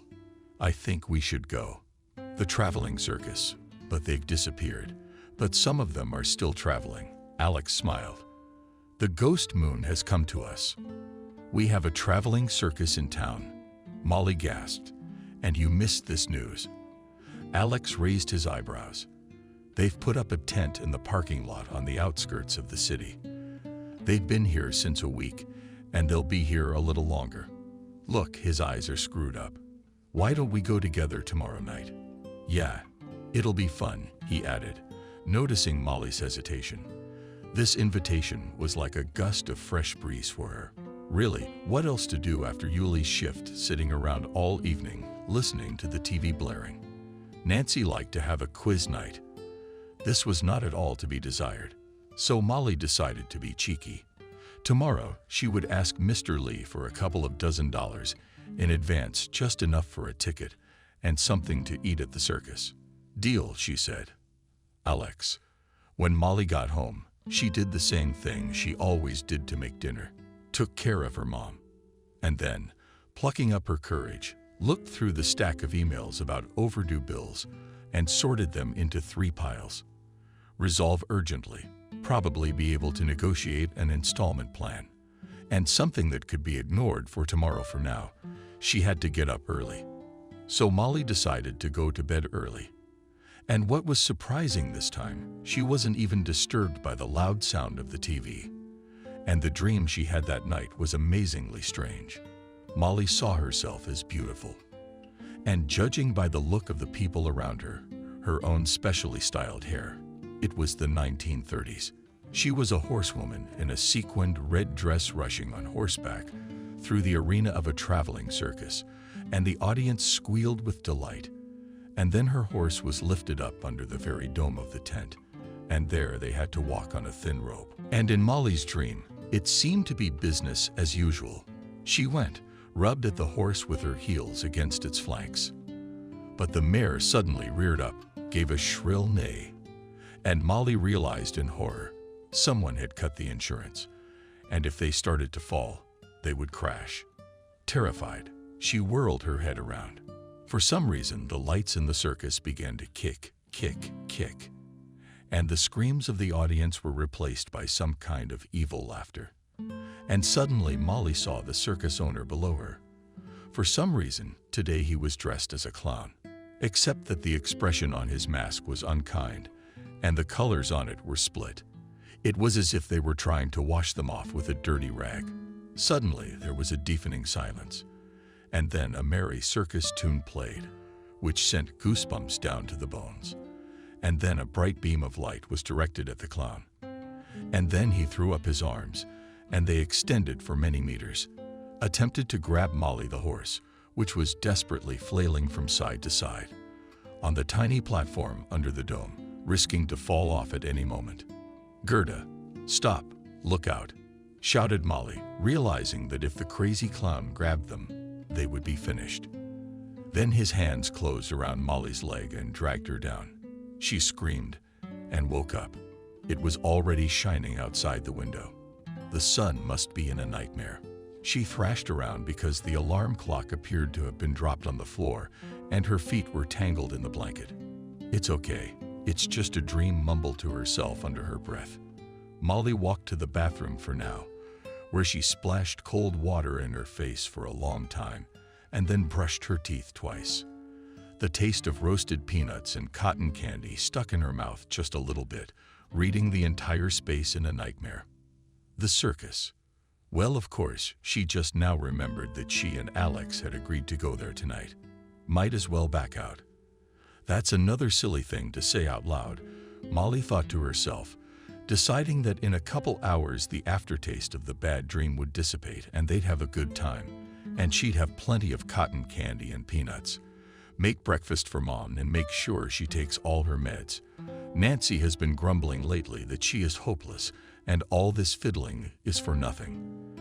Elina's getting ready for work. Is it a good day? She smiled as she walked through the door of the store. The bells hanging above her bent habitually. "What's up?" Molly asked, alarmed. Mr. Lee, his wife. And there were two of their relatives here. You could see everyone had been crying recently. Master Song's wife whipped around and held out her arms to Molly. In a breaking voice, she announced that their daughter were missing. "How is missing?" shocked. Molly asked. It turned out that the night before last hadn't come home. She had been let out for a walk with her friends. They were girls from well-known neighboring families. They were going to see a traveling circus, and they had a good time there. Even sent her parents a picture on her phone. Here she is standing at the shooting gallery holding her prize-winning plush panda. And then at some point, the girls split up. 2 went to the fortune-telling tent, and 3, which included us, went to the mirror maze, and she didn't come out of it. The friends first thought that we were thought to pass this frightening attraction with crooked mirrors once again, and when she got held up, they tried to call her, but she couldn't get through. The girls offended the whole circus, asked its employees and other guests. Then they turned to their parents, and those already went to their parents. They called all the acquaintances, and in the morning they turned to the police. They said my girl must have run away from home on her own. In a colorless voice, Song recounted. They said teenagers do that a lot. But our kind or not, she could never run away with any guy. She was learning my sweet, kind Weor. It was only yesterday evening that the police deigned to take a missing girl report.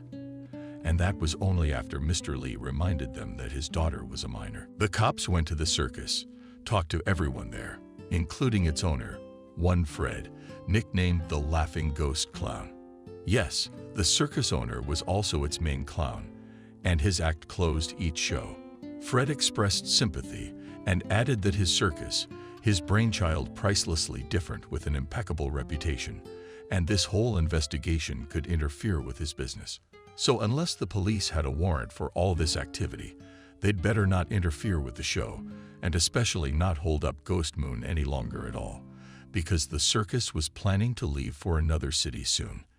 And I thought they'd be with us for a long time, Molly said. Strolling circuses don't have to keep promises. Minister Lee shook his head. I guess they can't collect much here. So they're in a hurry to go where the public will like them better. Molly, my dear. The elderly Chinese man shook her hand warmly. The store is not open today, so you have the day off. With another expression of sympathy, Molly went outside. The good mood was washed away like rain.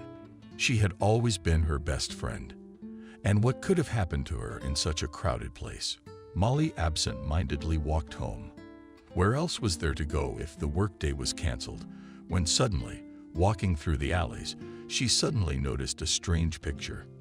Actually, there was nothing strange about meeting one of those bully boys. Molly would have preferred to leave as soon as possible to avoid being seen by them. But right now she was witnessing a strange sight. Archie's brother was standing in the alley, pounding his fists into the brick wall, swearing foully. Hey, are you crazy? Molly threw herself at the boy, grabbing his arm. Knuckles cracked. Marks on the wall. Kids had some serious healing time. Are you doing this? And she, grabbing him by the shoulders now, turned him around to face her and gave him a gentle shake. If Molly were asked what she was doing right now, she wouldn't be able to answer. Why would she even care about the man who, along with the others, was bullying her? But maybe the point was that this person was still, in fact, young, only 12 years old, and the fact that in his scolding, interspersed with his sobs, you could hear the genuine desperation of a man whose life had suffered something terrible. Mark froze, rounding his eyes, clearly shocked by her interference. None of your business, he shouted and pulled out of her arms. Leave me alone. At the last words, the boy cried again and began rubbing his eyes angrily with his fists. Archie's brother. Brother is missing, and no one cares. A vague bad feeling stirred in Molly's chest. What do you mean Mark's missing? Looked at her Volchenko from the underlying stalking schmug bent nose and spoke.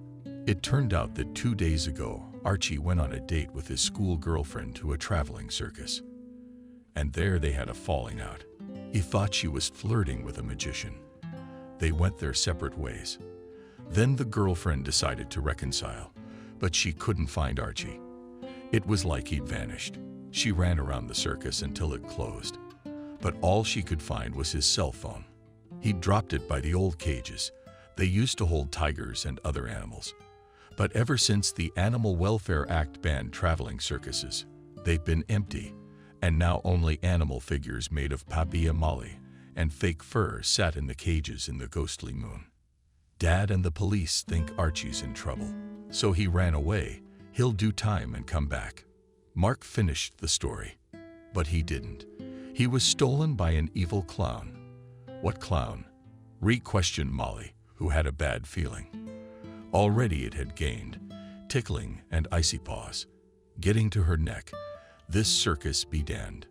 In a colorless voice and looking past her, Mark replied, It's been going on for 100 years, but nobody cares. Wait, she had to intercept his hand again. But this time, Mark didn't lash out and quickly calmed down. I'm fine. You can't be fine, Molly said. What the hell is going on? First Mylan, now your brother.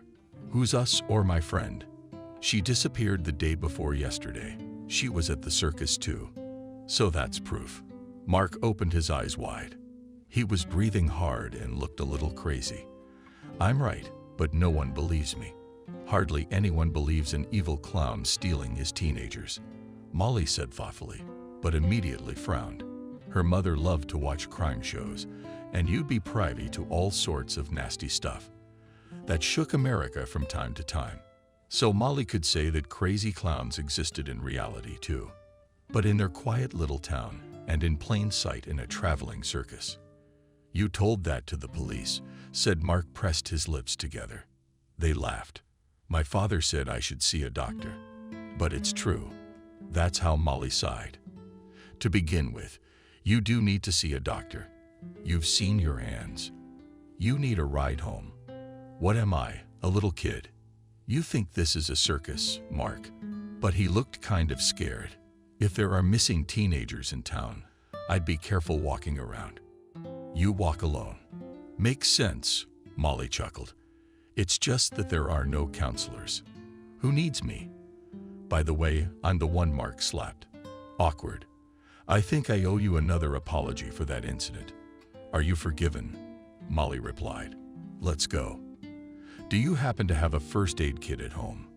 Careful, asked Mark. How will my mother see me like this? She'll realize you're hurt anyway, Molly remarked. But of course, it looks very picturesque now. And I have a bird.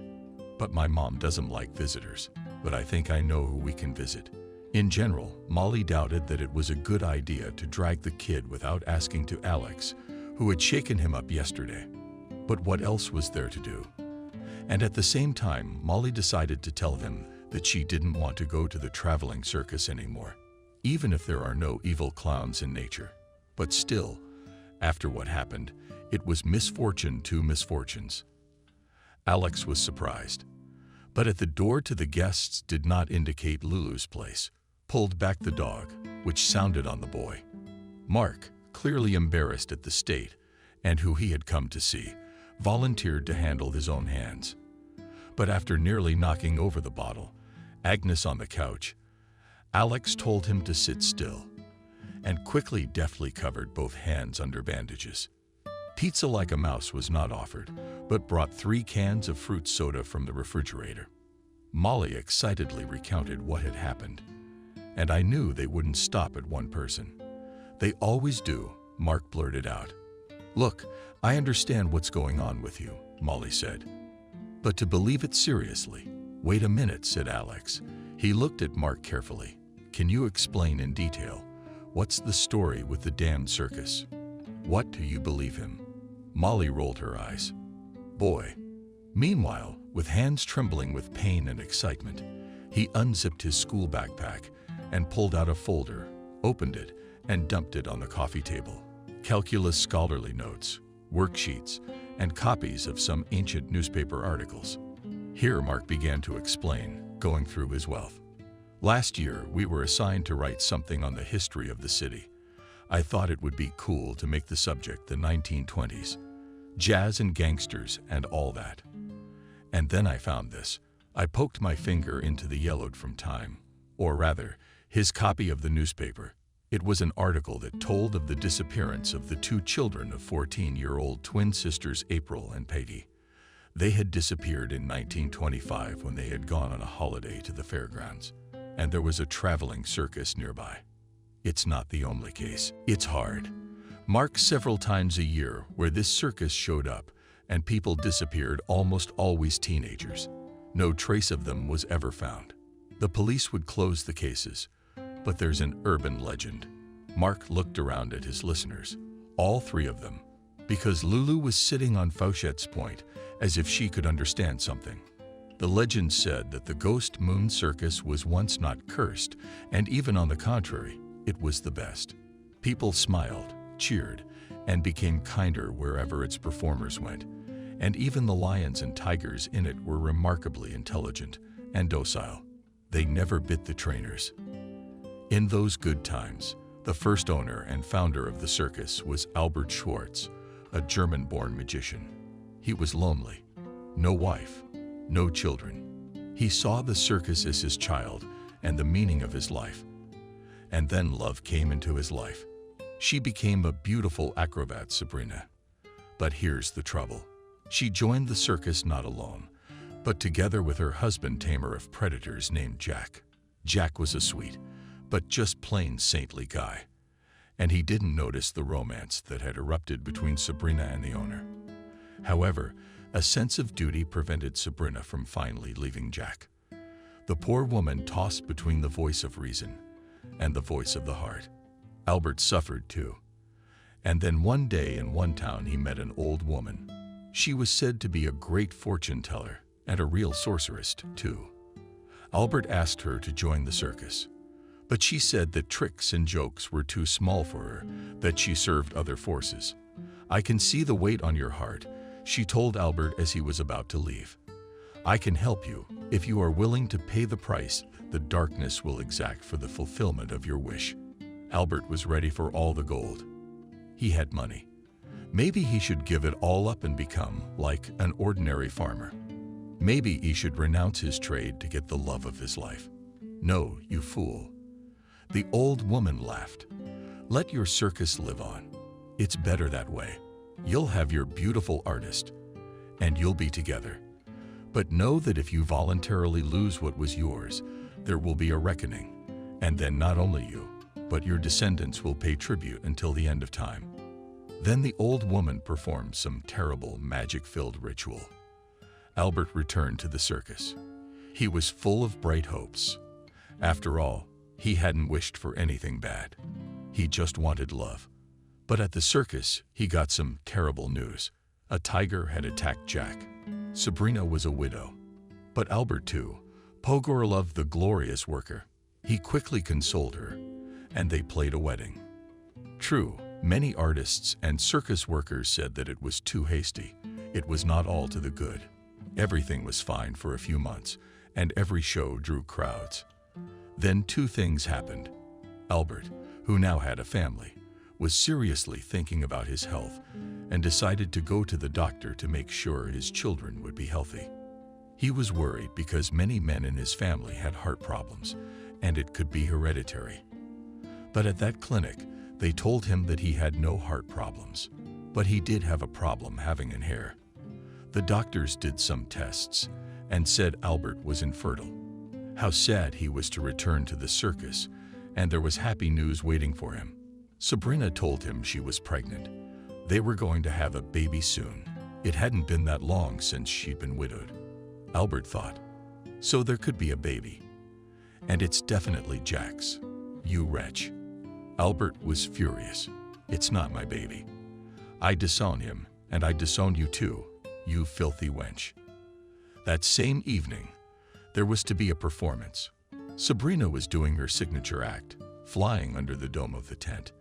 And it so happened that she must not have checked her safety harness properly, because in an instant the girl fell off and crashed. But before her eyes closed for good, she managed to whisper, bowing, that we were all over her. Alberto is your baby. I loved only you. Why did you deny what was yours? The pain of loss was monstrous. But even blacker and more nightmarish was what Albert suddenly realized. The old woman's curse was coming true. He was being punished for accepting the help of the forces of darkness. And that very night, as legend has it, a creature appeared to the circus owner in a form so terrible that history has not preserved its description. And it's said that from now on, every few years Albert and his descendants, those who would own the circus after him, would pay tribute with human sacrifices. Mark finished the story. But how can it be like that? Molly asked. It's not like he had no children left. He adopted an orphan boy, Mark explained, and raised him as a clown. And since then, it is believed that victims are lured and sacrificed by the one who plays the role of a clown in the circus. And in this way, the circus owner pays tribute to the forces of darkness and protects his circus from ruin. That's it. Molly was overwhelmed with emotion. It was strange, but she was almost physically sickened by what she heard. And memories of her own nightmare came flooding back. It's just an urban legend, she finally said. How many of them are there? Well, yes, Mark said with a snicker. It's easy to say that until you have a loved one missing. Am I missing us, or was she my best friend? Wait a minute. Alex held up his hand. Let's keep our emotions to ourselves. All right. Now we need to pull ourselves together and decide what to do. But what can we do? Molly ran her fingers through her hair and gripped it nervously. The police are working. They have to find any mistakes. They have to find Haley and Archie. What are you doing? She asked Alex, who had opened the laptop on the coffee table and started typing rapidly. Testing some crazy theory. Give me 10 minutes. Okay. Finally, after 10 minutes, he turned the laptop screen to his guests. Alex's own face became very serious. Look, I compared the routes where the Ghost Moon Circus has performed in the last 10 years with the statistics missing persons. And what did you find out? Molly asked, already anticipating what the answer would be. Where they showed up, the missing people were teenagers between 12 and 18, sometimes someone older or younger. And actually, it could all be a coincidence. People go missing before the circus arrives and after they leave. Except in this case, each time, someone who went missing went to their show, or was just in the vicinity of the circus parking lot. For a few minutes, the small group was silent. It was broken only by Lulu. The dog retreated to her bowl of dry food. Of course, I could turn all this over to the police, said Alex thoughtfully. But as you understand, they are unlikely to like the version with a long-standing curse of a traveling circus and tales of sacrifice. But I can also try to figure it out myself. That's what I'll do. Alex stood up, and now his face expressed determination. In the evening I'm going to the circus. I'll see how it is. I'll jump in with you. Mark, you're not going there alone. Molly exclaimed. It might be dangerous. I'm going with you. Are you? She pointed her finger at Mark. Go home and stay home tonight. Why does a girl have more right to do that than me, pouted the kid. I'm almost 17 and you're 12. So what? I'm the best Boy Scout. That's what Grandpa says. I can tie all the knots and start a fire without matches. Good for you, Alex, patting the kid on the head, but he dodged the angry wolf. But she's right. Children don't belong there. You've already helped us a lot by telling us everything. And you? All right. Alex nodded to Molly. But you'll stay out of sight and go away and call the cops if I tell you to. Deal. Molly nodded. Mark glared resentfully, but obediently went to his room. Before going to the circus, Molly had to go home and feed her mother dinner. Where do I disappear all day long? Nancy asked resentfully. Yes, the girl answered evasively. Just different things to do. You probably sleep and see how you can become an adult as soon as possible. And then I'll be thrown into an asylum for the handicapped. He hissed to Nancy, rising from the bed. She froze, barely leaning on Hodinka, while her daughter changed the bedclothes for clean ones. Don't be silly, Molly replied tiredly. I'm not going to leave you. That's what I believed, Nancy grinned. If you became an invalid and I had a chance to start over. She stopped talking abruptly. What are you, a mom? Molly V knocked down a pillow, straightened up, and met her gaze. You threw me out. Nancy, I, pursing my lips, turned away. It looked like she was about to cry. You know, you already did, didn't you? Mom said to the girl when she brought Stephen home.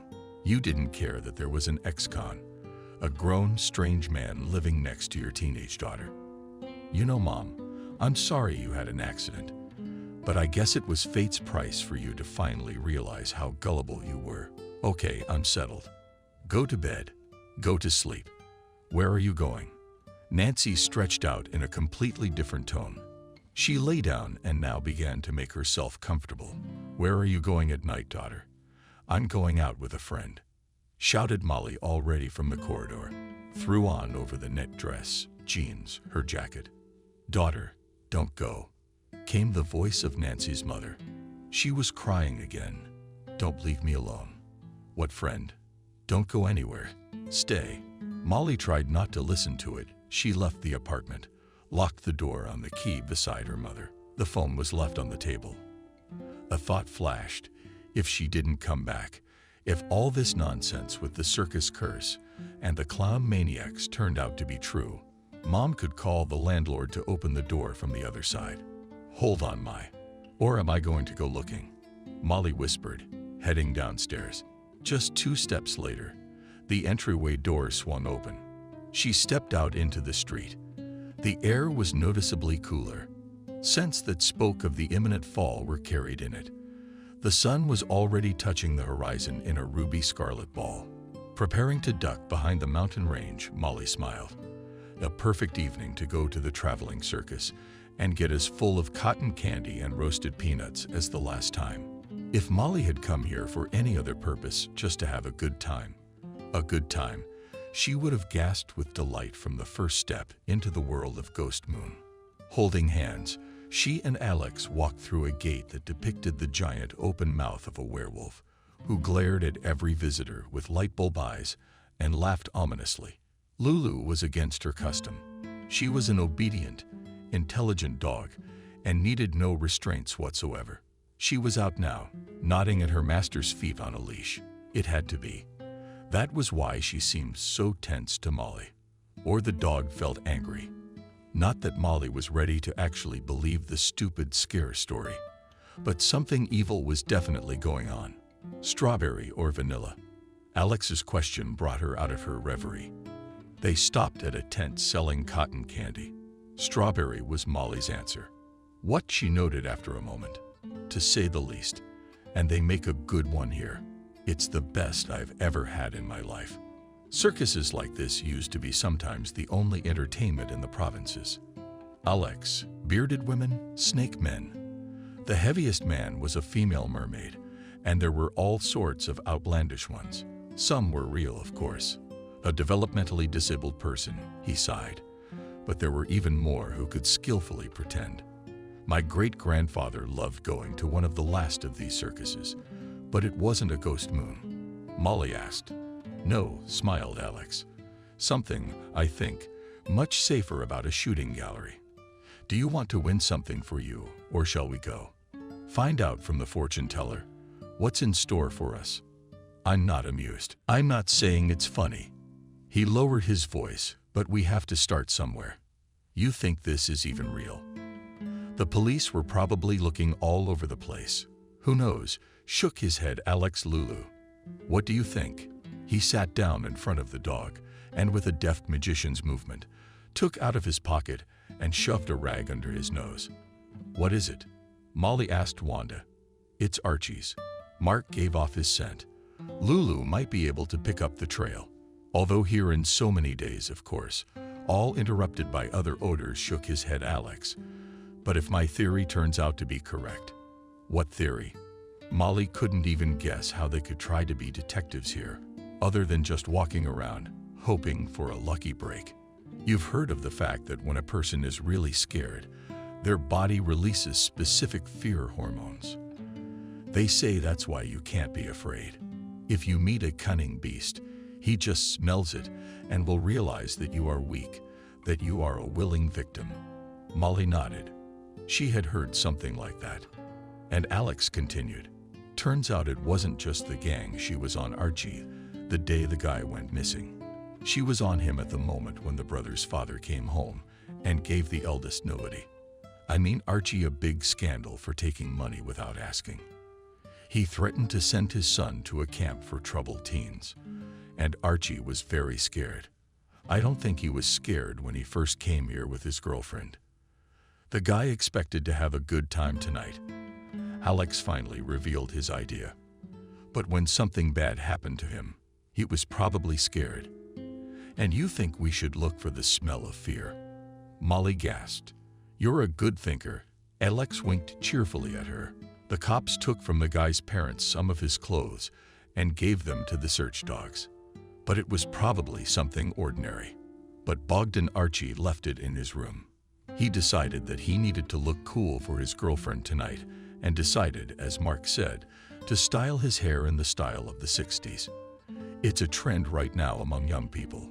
But you know, it started in the front. Anyway, that's what I want Lulu to try looking for. I want her to look for someone who is not just a guy, but someone who is literally imbued with fear. I don't know how possible that is, but there's a chance that's why the dogs haven't found anything before. Lulu girl, what do you say? Let's get to work. Sheepdog, hitherto noisily inhaling the one her canine creature, him available scents, poked loudly, pulling away from the bondage. Alex stood up, tucking the stuff back into his pocket. Look for it, he told Lulu, and she pulled them into the depths of the circus.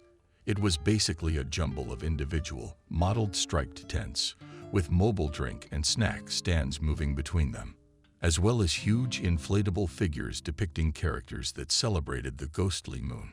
10 years ago, Molly, when passing by one of these figures, had wondered how it was that none of the boys had ever gotten the hooligan idea of stabbing one of these figures with a needle. Or had they? That must have been fun. Serves them all right, she thought. If these circus performers had anything to do with the disappearance of Thought and Archie. The sheepdog deftly maneuvered among the strollers across the huge field the circus occupied. Alex and Molly followed her. But suddenly, Lulu slowed down and stared at one spot of the marquee labeled "No Trespassing Bill Bear's Property." You think it was her, she exhaled excitedly to Molly, and clung tighter to Alex's arm. She'd dropped the cotton candy somewhere along the way, but she'd already forgotten about it. I have no idea, but I don't think it could be any worse. If I ask this Mr. Bill, Alex said thoughtfully. After all, I don't think anyone here would be surprised that people ask such questions. The reporters here are probably sick of asking questions. Freud forbids us to talk to the press. A rough voice came from behind them. The whole trio turned around and raised their heads because the man in front of them was more than 2 meters tall. It was a man about 40 years old, dressed in pull-on striped tights, bald as an egg, but with a lush, long mustache. He stood with his arms folded across his chest, looking wary, threatening. At the same time, he asked Alex. The former private border guard answered Todd calmly and did not look away. And she is definitely not a cop. Ursula grinned. Did you pass on a child's ticket? Little girl. Actually, I'm almost 17. Molly took a chance. Your brother shouldn't let you meddle in adult affairs. The big guy rubbed his chin thoughtfully. He's not my brother, said Molly. We're just friends. Good friends squinted at the man in tights. Reliable friends.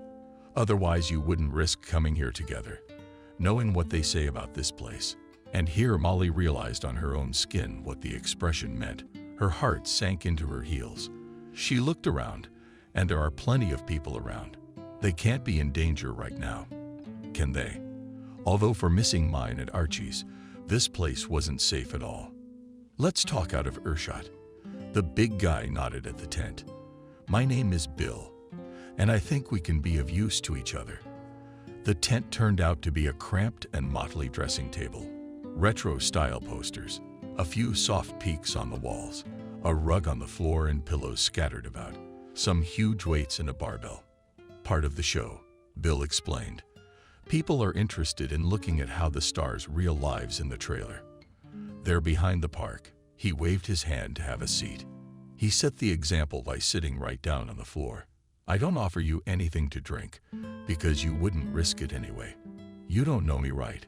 He grinned.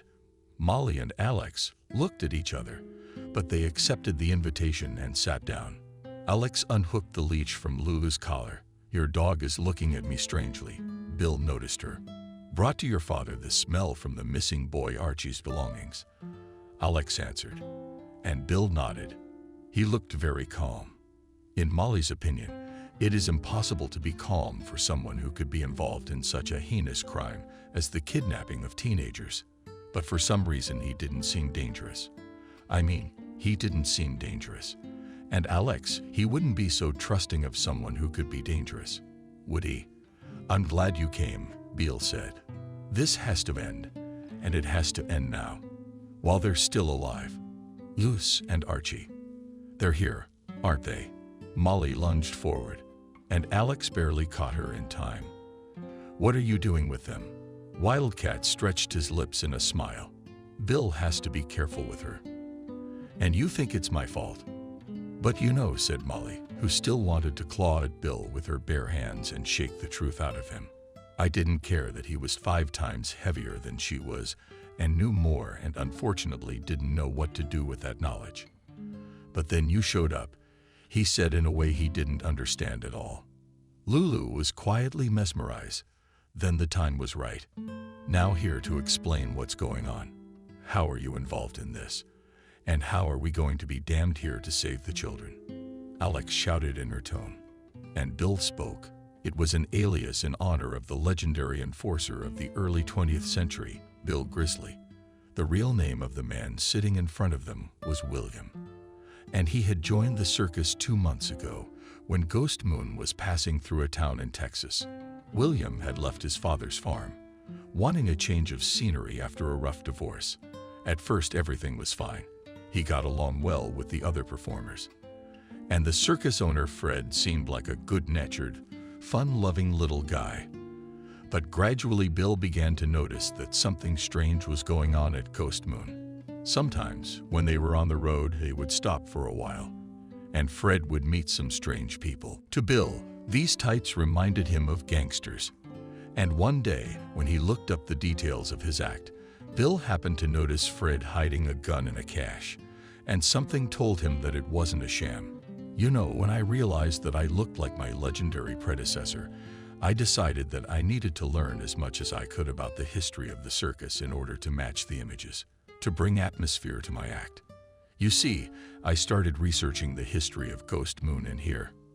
Anyway, at first I thought, of course, this is nonsense. Urban legends we know about the curse, this sacrifice story. Carefully interrupted Bill Molly. He nodded and continued. Before the circus went to this town, Bill began to notice that his master was not at all well. although it could be partly put down to the fact that the circus had a lot of debt, that Fred was deep in credit, but the owner was behaving very strangely, calling someone, and then hastily stopping talking. If any of the staff were in the neighborhood, he'd meet strange people again. And then the other day I saw him carrying a plate of food, and he said Bill Freud is struggling with his weight. He's on a diet, and there's hamburgers, fries, sodas, and he was carrying it over to where we keep the old props that we don't use for their intended purpose anymore, but sometimes put out for decoration, you know, like those cages with the animal figures. And I realized it wasn't my business, but I decided to keep track of it there as well. Anyway, we have a big box like that. Bill spread his hands. It's where they used to hide the Wolfman for the show. I saw Fred dump food in a bag and a bottle of soda in there. And then he left. And I looked into the vents, and there was a man looking at me. Someone was trapped in the box. I didn't realize who it was. But then the next day, the cops came to the circus. They were asking about the missing boy. I put one thing together, and I was sure Bill's voice shook. He sighed and continued again calmly. You know, at first I thought maybe Fred put someone in there as punishment. You know, he has his own strict system of discipline. We have a magician. His name is Stuart. And a couple times, this guy came out drunk. Fred gave him a choice. He's gonna take the fines out of his paycheck, or Stuart's gonna follow him around on all fours and bark like a dog for 24 hours after every time. Yeah, that's not normal. But I thought maybe one of us had done something wrong. I decided to check that spot just in case. Again, there was no one there. The drawer was empty, but I found this. With that, Bill pulled a scrap of clothing out of his pocket. It was a pocket torn from a leather jacket. Mark said his brother had put on a new black cash register. Molly Lulu that evening. Interestedly, she reached forward with her nose and circled the find and slid in quietly. She recognized it. Alex said and demonstrated it to Bogdan. It belonged to that Archie kid too. And then she disappeared the next day. The girl continued. Bill, his gaze darted to the entrance of the tent. Behind him, someone passed by. And I wondered again what it could be. And I also decided to talk to ours. But I don't think anyone had been punished by Fred lately. But I figured, why would anyone share such slick details with me? And yet it still kept me in suspense. But you could report it to the police. Molly waved his hands. It's so easy. You don't think that idea hadn't occurred to me? Bill chuckled. But Freud called me to him after the second incident at our circus, supposedly just to talk about business, about life. And he told me casually that sometimes the police cover up criminals, like the mafia and those who try to interfere. Bill, it's hard. Something could happen to them, and no one would help. Fred knows I suspect something, so he's decided to shut me up. But I'm gonna search the circus again tonight before we leave. And if I find someone, it doesn't matter. You and me, Alex said. You believe him? Molly gasped. Don't you think it's a trap? Yes, shrugged Alex. But we have a way out. He's our only ally in this damn place. But to make you feel more comfortable, and here he shifted his gaze to Bill, I want you to know that I told a friend of mine. He's retired military too, but he's gonna talk to someone. He's gonna do some digging, and I think he'll be in town by morning. So if something were to happen to us, well, we trust you, but we're not defenseless, gullible lodders. And that's a good point, because I don't know what we're all facing. Your dog, he nodded at Lulu, he's gonna sink his teeth in. If it comes down to a fight with the bad guys, my girl will be just happy to do it. Alex grinned and patted the sheepdog behind the ear. We had to wait a couple hours. Bill had to go away to perform his number, and also to jokingly rub in style with the circus guests, to take pictures with everyone. But finally, he was back. He had to fulfill his duties right today and now. Otherwise, his absence would certainly be noticed by the host. There's only one other place. I think only Fred knows about it, because it's all his and me, because I seem to know the most about the history of this circus. Bill led his companions an elaborate path, so as not to run into Fred. He led them to where the props were stored. You see, the motor home is a vintage 50s model. Fred said he wanted to restore it so he could drive it around the country one day when he retired. Until then, it's under lock and key. But I think it's someone very serious. Bill frustratedly tugged on the new lock on the door. I can do it. Alex pushed him aside and then took something out of his pocket and started fiddling with the lock. A couple minutes later, there was a quiet click and the lock was opened. Hey, there's the one who looked inside first, Bill. Oh, burst out from him amazed, and Alex and Molly filed inside the van. There among the old junk, handcuffed to some fixtures in the walls on an old mattress thrown on the floor, sat Soap and Archie. The teenagers' mouths were like shadows around shawls, but ripping them off was a matter of a couple of seconds. Quietly, sternly commanded the captive, "Don't make any noise." He nodded at Bill. "Friend, and we'll get you out now. Please be quiet for the babbling. I want to Mommy and Daddy. Everything will be okay." Molly helped her friend up. The poor thing could barely stand on her feet. "Can you walk, boyfriend?" Bill asked Archie. And the teenager nodded. "Where did he come in?" "Archie." "Who?" Molly asked. Fred rounded Archie's eyes. "He's always around. He's a psycho, a maniac." Suddenly, the doorway to the van was blocked by the figure of a man. "A maniac? How rude. I guess you young man never understood what I was trying to tell you." Alex, Bill, Molly, Archie.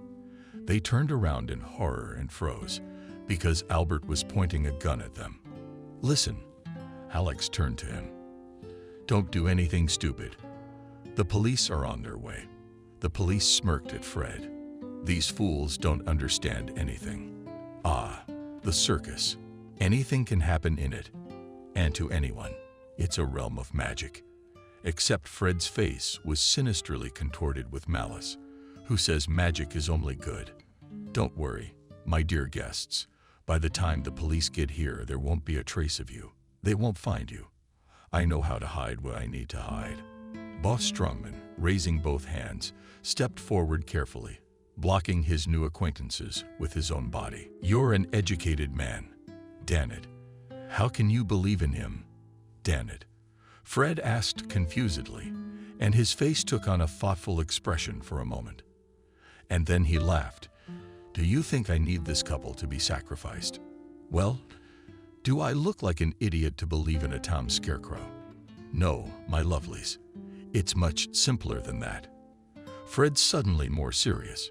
"Do you know how much a man is worth on the black market?" "I do.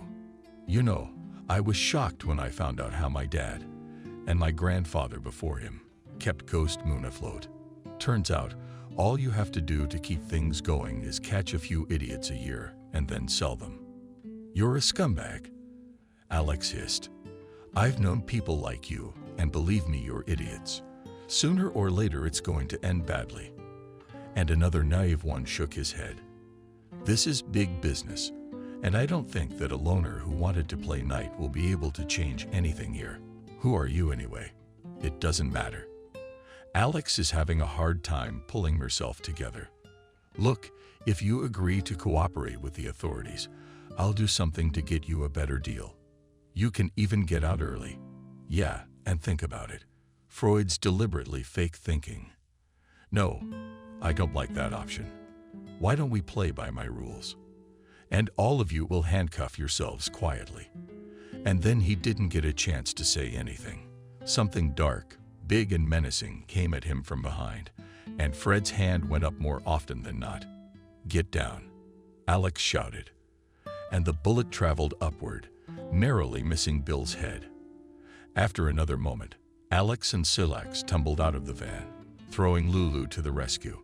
The sheepdog, who had gotten in the way, for some unknown canine reason, arrived just in time and quickly recognized Freddy, who was threatening his master, as a bad guy to set his teeth against. Lulu didn't eat Molly's crap at the sight of this fight, in which Fred was clearly the loser, and the pathetic party broke into nervous, hysterical laughter. Soon Bill and Alex managed to pull Fred out of the sheepdog fight, and after a couple of commands from her master, Lulu was once again a malleable, quiet dog. And then cheerful melodies, which became on the circus shrill sounds of police sirens. No one moved to the clearing, littered with cars and containers in which they stored props. Armed cops flew out. "Alex, are you even alive in here?" "Buddy, I told you to wait for me." Squeeze past them. Tall, dark-haired man. "Mike, it's okay." Here's the missing Alex waving his hand to the side, knocking the teenagers into a stand. And this is him barely keeping from kicking Fred, who was lying on the ground. That's our villain and clown. Part-time psycho. Molly stood frozen and almost out of breath. It was as if she had been transported back in time to that horrible day when she and her mom had been in the crosshairs of the police. It was as if the girl had seen it happen again. Only now she would be victimized by mistake, and maybe not even survive. No, not again. Molly wrote it down. And then, unable to stand the nervous tension, she just fainted. And the last thing she saw, about 6 days, Alex's face, concerned, sympathetic. She had something else in his gaze so warm and infinitely beautiful. What, Molly? Before she passed out, she smiled. What can happen and change in life in 2 years? Molly had experienced firsthand a lot of things, so much that you just find yourself in a different reality. Then, after she woke up, Alex informed her that his friend Mike had managed to get through to the local police and convinced the senior detective that something wrong was really going on at the circus.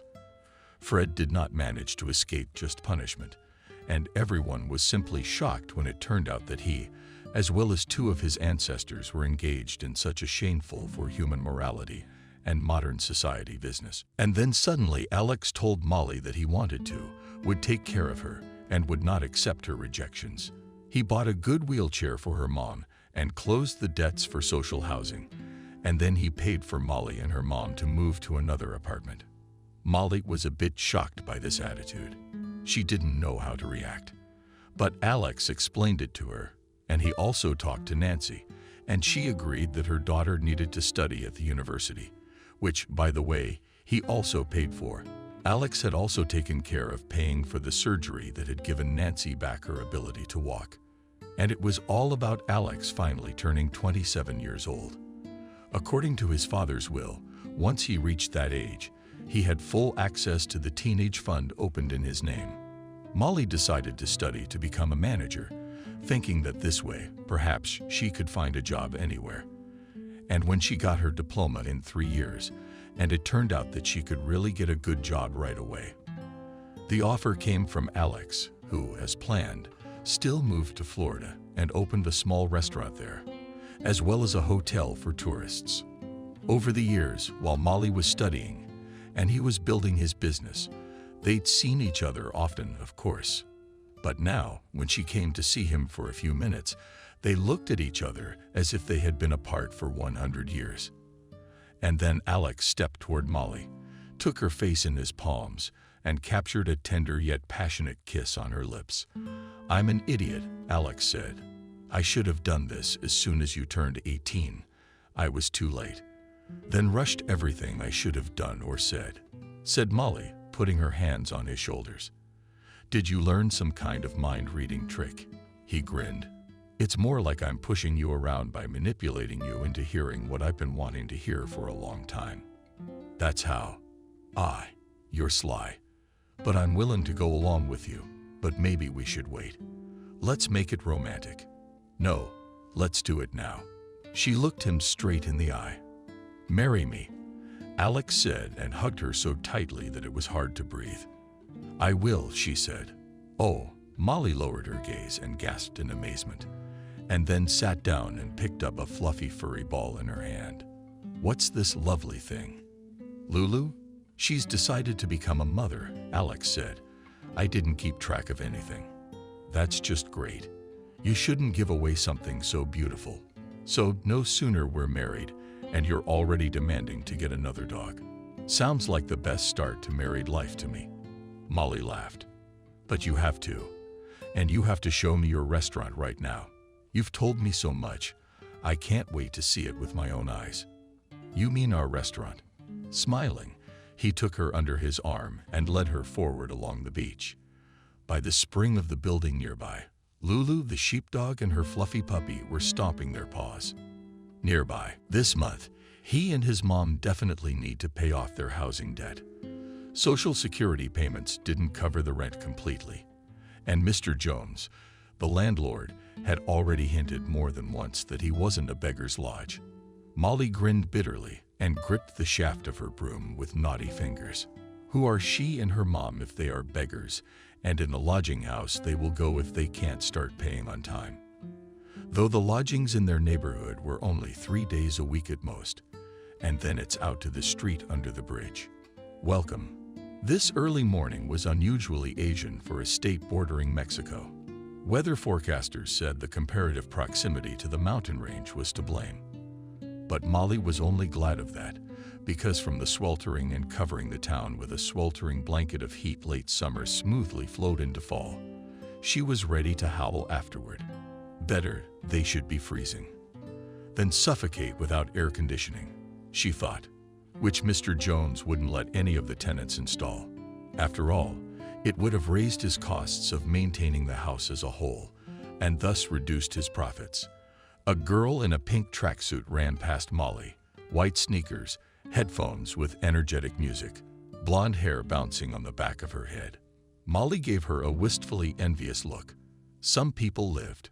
She was unfamiliar with the jogger, but knew that she lived in that house, around which there was a neat lawn with a whitewashed fence. In the morning, her husband left for work in an expensive sports car, and she all day long must have had fun walking her tiny chihuahua named Princess. And anyway, Molly, gritting her teeth. In general, she was used to their poverty. But how unbearable was it to be poor when you lived next door to a prosperous, wealthy neighborhood? Such was the paradox. The house, which contained private apartments, the landlord, created by him under a special program of social housing from the state, wedged exactly killed clay bowl in the middle of the table server china into this neighborhood. And the house would have been torn down, and the occupants resettled long ago. But Mr. Jones put such a multi-million-dollar price on the building that the developer's lawyers were frothing at the mouth in amazement. That's why it had to be for the good, well-mannered, and so on. Residents of this suburb to neighbor with all sorts of socially unacceptable elements that simply could not be gotten rid of now. The autumn wind flapped its invisible wing and threw golden leaves under Molly's feet. The girl energetically worked with the broom.